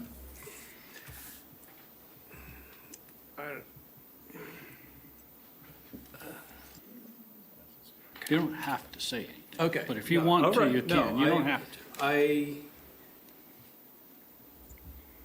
have a small suggestion or question, and it has to do with the bike lane and pedestrian infrastructure in front of the project. Has there been any thought or the idea of connecting this with the larger Tahoe bikeway that is in existence? Has that been discussed? Has it been considered? Is that something that could be discussed? Who are you asking? I guess the applicant, since the applicant is going to be responsible for that versus the county, because I understand that that's whoever operates that is a local Tahoe entity. TDD actually does it. So Tom Jacobson, applicant, thank you for the question. The answer is yes. Trevor actually has helped us on some meetings with TDD. We've had meetings with county, and we've also had meetings with other agencies associated with the trail. We don't want to build a bike trail to nothing. And quite frankly, the northern bike trail is not a high priority. It's actually way too far out. We've met with the decision makers that make plannings, and we've asked them to bring that back in. Because I agree with you, they're really, the existing path between Kings Beach and the incline is not adequate. It's scary. It's not good. People aren't going to use it. So we are going to build our path. There is some discussions on where that's going to be, if it's going to be uphill versus off of SR 28. So there's a lot of moving parts on that right now. But we're a big advocate of building that section. But it's going to take more than just us to make that happen. Understood. All right. Thank you. Thank you. Go ahead.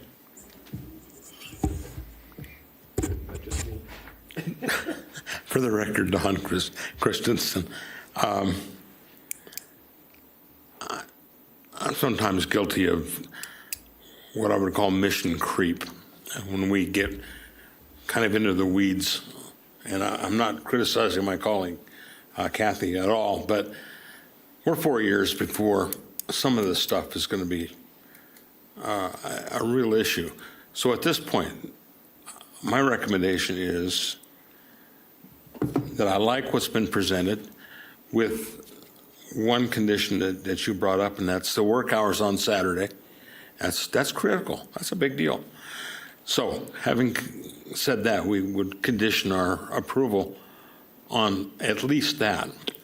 And move ahead. We could get caught up as a board on the minutia very easily. And no, we're not. That's not our job. And it's impossible to predict what's going to happen with the traffic thing. And I guarantee you, NDOT, it will give us give the citizens of Washoe County that left turn opportunity. Can we condition things? No, I don't think that's our job. But yeah, we're on record that that's a very, very good idea. So I would be, at this point, very, very willing to move to approve as this has been presented with those conditions. And yeah, move ahead. And things will happen in 4 years that we will probably get to revisit this thing a couple times and massage it. But yeah, let's, in the interest of, it's a good project.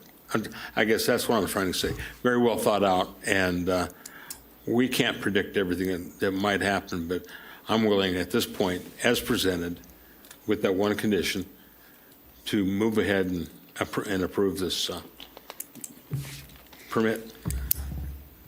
I would beg to respectfully disagree in terms of the parking. I would advocate, and the parking for the employees, to omit, in addition to the hours, to omit the waiver for the employee parking and to increase parking spaces to 461. That is well below the county code requirement of 530 some, I guess, 34. but it's county code that gives all of the opportunities to reduce it with the bike racks and all the mitigating factors.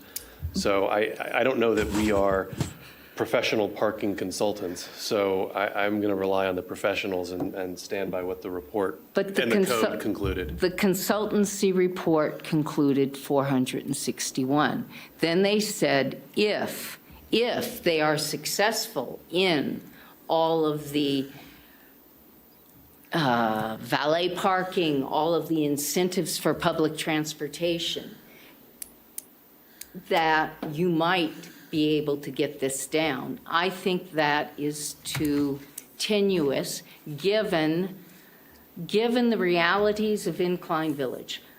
And living in the basin, I can assure you, this will be attractive. People will drive to this facility. It will be a mistake to only do 424 stalls. We should anticipate the need for 461. That's a compromise. It's below what the county would say. So just let me make sure that I'm getting this correctly. You're recommending, or suggesting, I should say, that we increase the parking from the 424 to 461. Yes. And then you want the hours, work hours, to be Monday through Friday from 7 to 7 with no work on Saturday and Sunday. Is that Right. correct? Correct. All right. Tom, the applicant, are you okay with those? Or?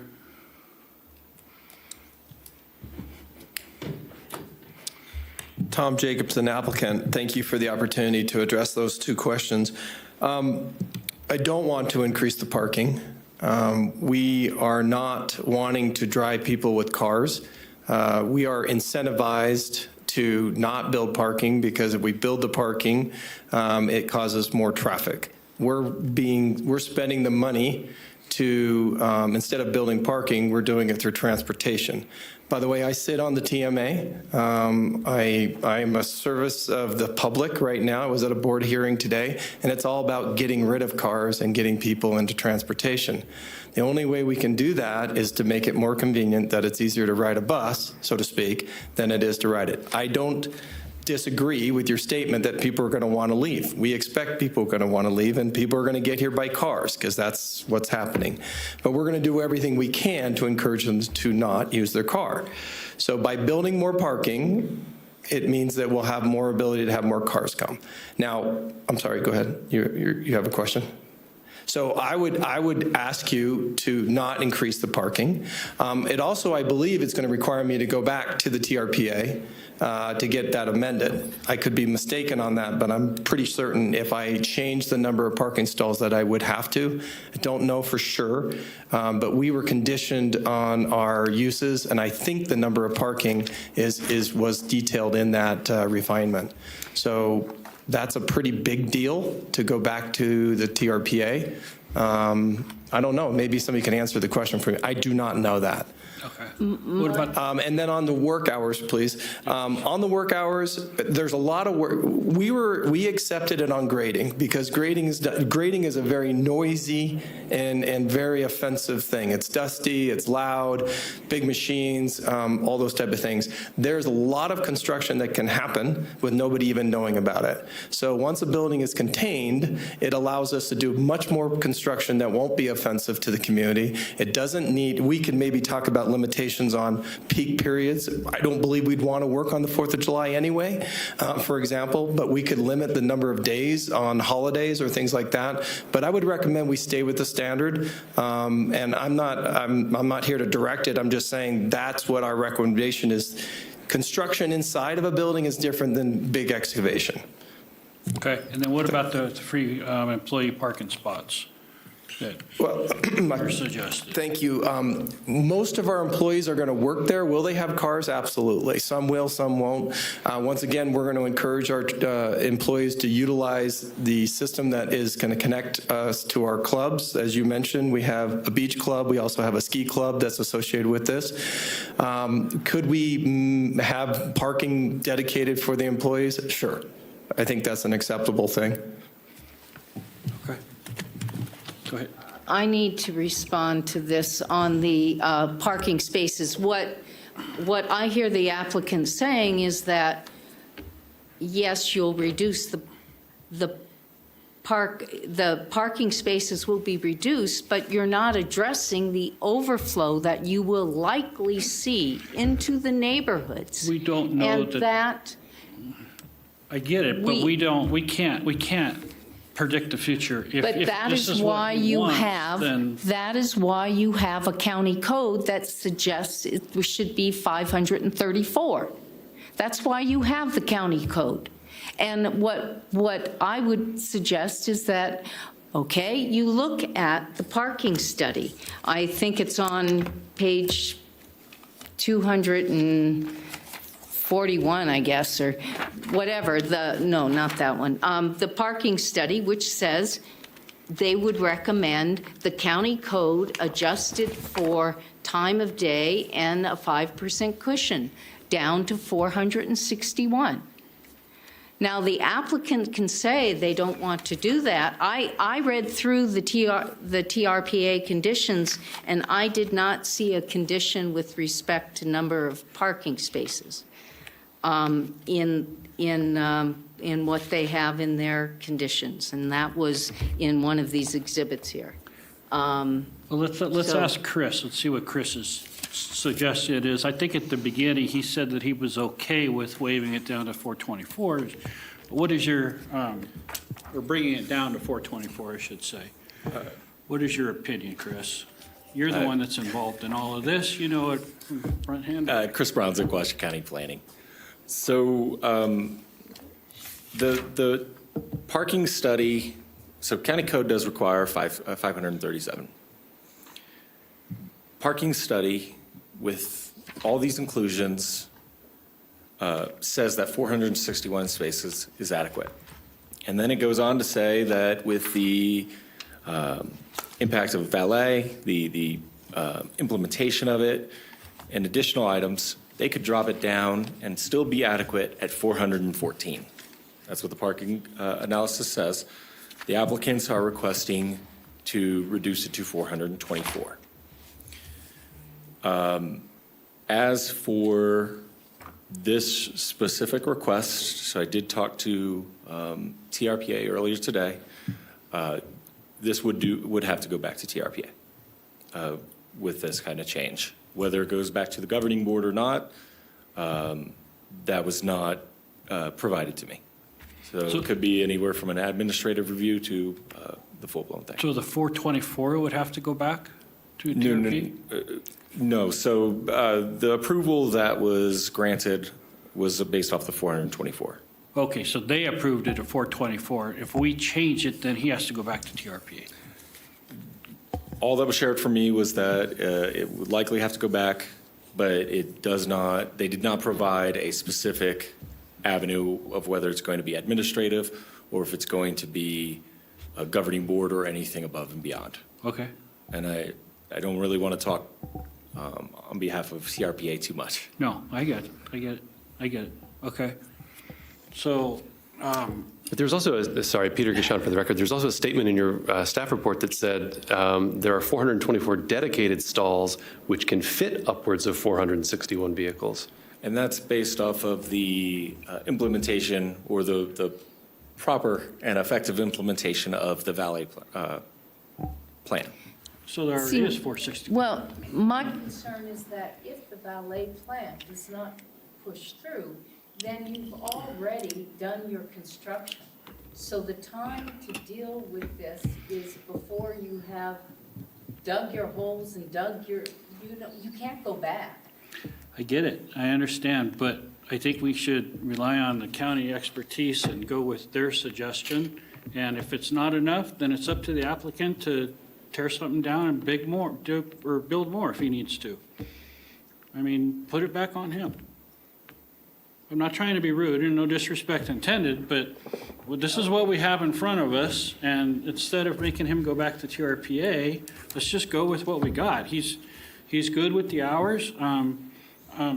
Actually, did he give us you didn't give us a okay on the hours, on Monday through Friday or Saturday. Well, Chris, what are the hours? me just ask you while you're standing there, what are the hours that this says? It's very long. What are the hours that you guys have agreed on for him to work? The standard is Monday through Saturday, 7 to 7.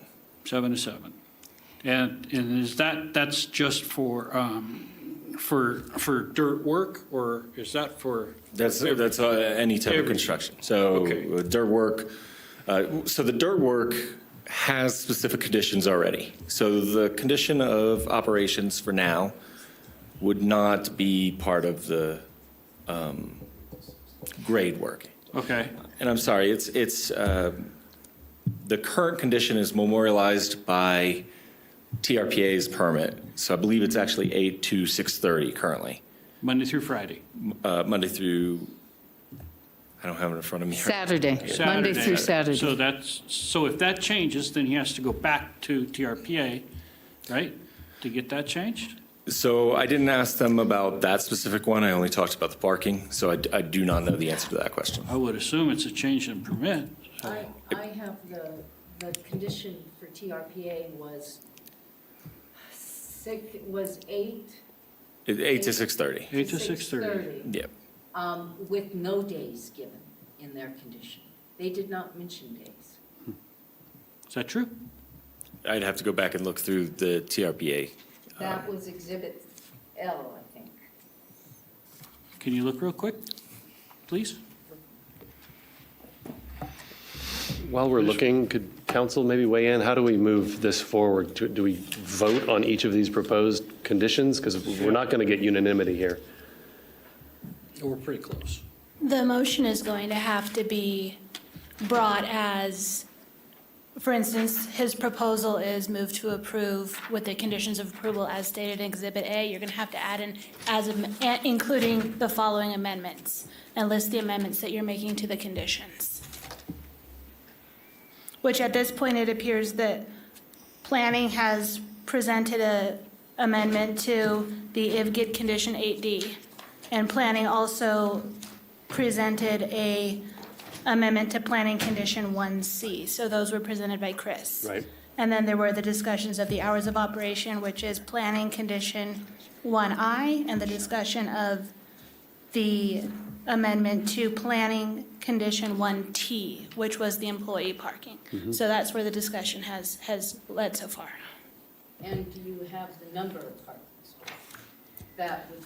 The number of parking spaces is not set forth in a specific condition in Exhibit A. Okay. I'm sorry, Chris. I just want to make everybody I happy. have exhibit on page 132, Exhibit L. Normal construction activities creating noise in excess of TRPA noise standards shall be considered exempt from said standards, provided all such work is conducted between the hours of 8 a.m. and 6:30 p.m. So they're not doing what, again, I went back to, you can make up your 7.5 hours if you simply start at 7 and end at 7 and do it on weekdays. I get it. So I apologize for that. I just didn't have that exhibit ready. So That's okay. Board member Julian is correct. She read that condition from TRPA exactly. However, our condition is construction activity shall be limited to the hours between 8 a.m. and 6:30 p.m. Monday through Saturday only. Okay. I'm okay with that. But you guys, did you guys write down all those that she just read to us? We need to get going on this. So we need to come up with Board something. members, so this condition, this time frame, and these hours, these days, these are consistent with construction in the basin as of right now. Okay, so those are, okay. got it. So- Peter Gishan, for the record, I am not in favor of modifying the construction time, nor am I in favor of conditioning the parking. I think we leave the turn lanes alone. That's an NDOT deal. He's agreed to do the hall plan on his website, and we're going to do the conditions as modified by Chris and the dedicated free parking at 1T. That's my suggestion. I like it. My suggestion is to modify the hours so that you're not working on a Saturday. This is consistent with what we as a board agreed for the house construction on Highway 28, where we said, and where we said that working on a Saturday was not a smart idea in the context of the Incline Village Basin. And if you're looking at detrimental effect on the basin, with all due respect to the 7 to 7 in Washoe County may work up in the North Valleys, but it does not work along Lake Tahoe and along Route 28. And that is just patently clear. And I frankly do not understand why, when you can make up your 7.5 hours by simply starting at 7 and ending at 7, rather than ending at 6:30 and starting at 8, why we would not approve an adjustment so that we're not working on a Saturday when it is peak. Remember, the construction time in the basin is mid-May through mid-October, and that is the critical time on weekends when it's chock-a-block. And remember, these trucks are going to be going through Incline Village on a Saturday? This does not make sense. Mr. Chair, if I may. Yeah, go ahead. If you look at the original intent of when we set hours for construction, it was for noise abatement to the neighbors. That was, I don't think we ever dealt with traffic issues at all, as the county as a whole. And I don't disagree with you on what a disaster potentially is going to exist on Saturdays in Incline Village and Crystal Bay. I don't think that's up to this board. I think, number one, and I'm a free market kind of a guy, number one, if it becomes intractable to operate these big machines and hauling dirt on Saturdays, it'll take care of itself. The contractor, the subcontractor will say, I'm wasting my time. I'm paying these guys OT on Saturdays anyway, and we're not getting it done. And I think, again, I'm a free market advocate, and this will take care of itself. And I don't think it's up to us to anticipate that bottleneck. Again, I support with the modifications that we've discussed. Let's move ahead and either approve it or disapprove it, but I'm in favor of approving it as written. All right, I'm going to open the floor up for a motion. I think we've discussed this, so whoever wants to make the motion, say where it goes. Peter Gishon for the record. I move that after giving reasoned consideration to the information contained in the staff report and information received during the public hearing, the Washoe County Board of Adjustment approve with conditions special use permit case number WSUP 23-0025 for EKN Tahoe LLC, with the conditions included as Exhibit A to this matter, having made all 5 findings in Tahoe Area Plan Policy LU13 in accordance with Washoe County Code Section 110.810.30, with conditions of approval modified by staff and a modification to condition 1T regarding free parking for the on-site housing. For the record, Don Christensen, I second that motion. Okay. All those in favor, say aye. Aye. Aye. Any opposed, say nay. Nay? Okay, motion passes. Thank For you. clarification of the record, can you specify what the amendment is that is being made to planning condition 1T? Eliminate the second sentence. Thank you. And to the first sentence, add the word free between dedicated and parking. Thank you. Okay, that brings us to item number 11, chair and board items, future agenda items. Does anybody have any future agenda items they want to ask about or bring up? Okay, request for information from staff. No? Okay. Director and legal counsel items? Nothing? Legal information and updates? Oh, report on previous Board of Adjustment items. Safe Embrace, maybe? Yes, I wanted to report on Safe Embrace. The BCC heard the appeal on November 28th and approved the appeal and granted the special use permit for Safe Embrace.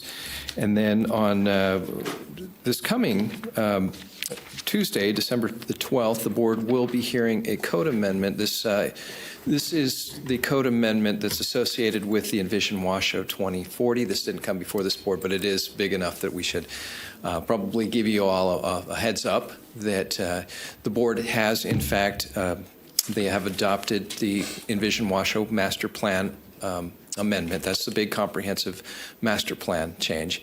Along with that, the code amendment that will be transferring many of those policies from the master plan into the development code. That will be taking place as a second reading this coming Tuesday, the 12th. So we'll probably at some point give you all a rundown and overview in terms of what all that means. So we'll likely be scheduling that so that you have a good idea of all of the changes at an upcoming meeting. Wonderful. Has Pro Pony been scheduled yet? I'm sorry? Has Pro Pony been scheduled at BCC? January 9th. Yes, and I should have mentioned that too. Thank you very much. Thank you. Pro Thank Pony you, was- council, for straightening them out. Appreciate it. Kidding. Okay, let's open the floor to public comment. Do we have any public comment? I have no public comment in chambers and no hands raised via Zoom. All right. With that said, we're adjourned, 5:33. Thank you.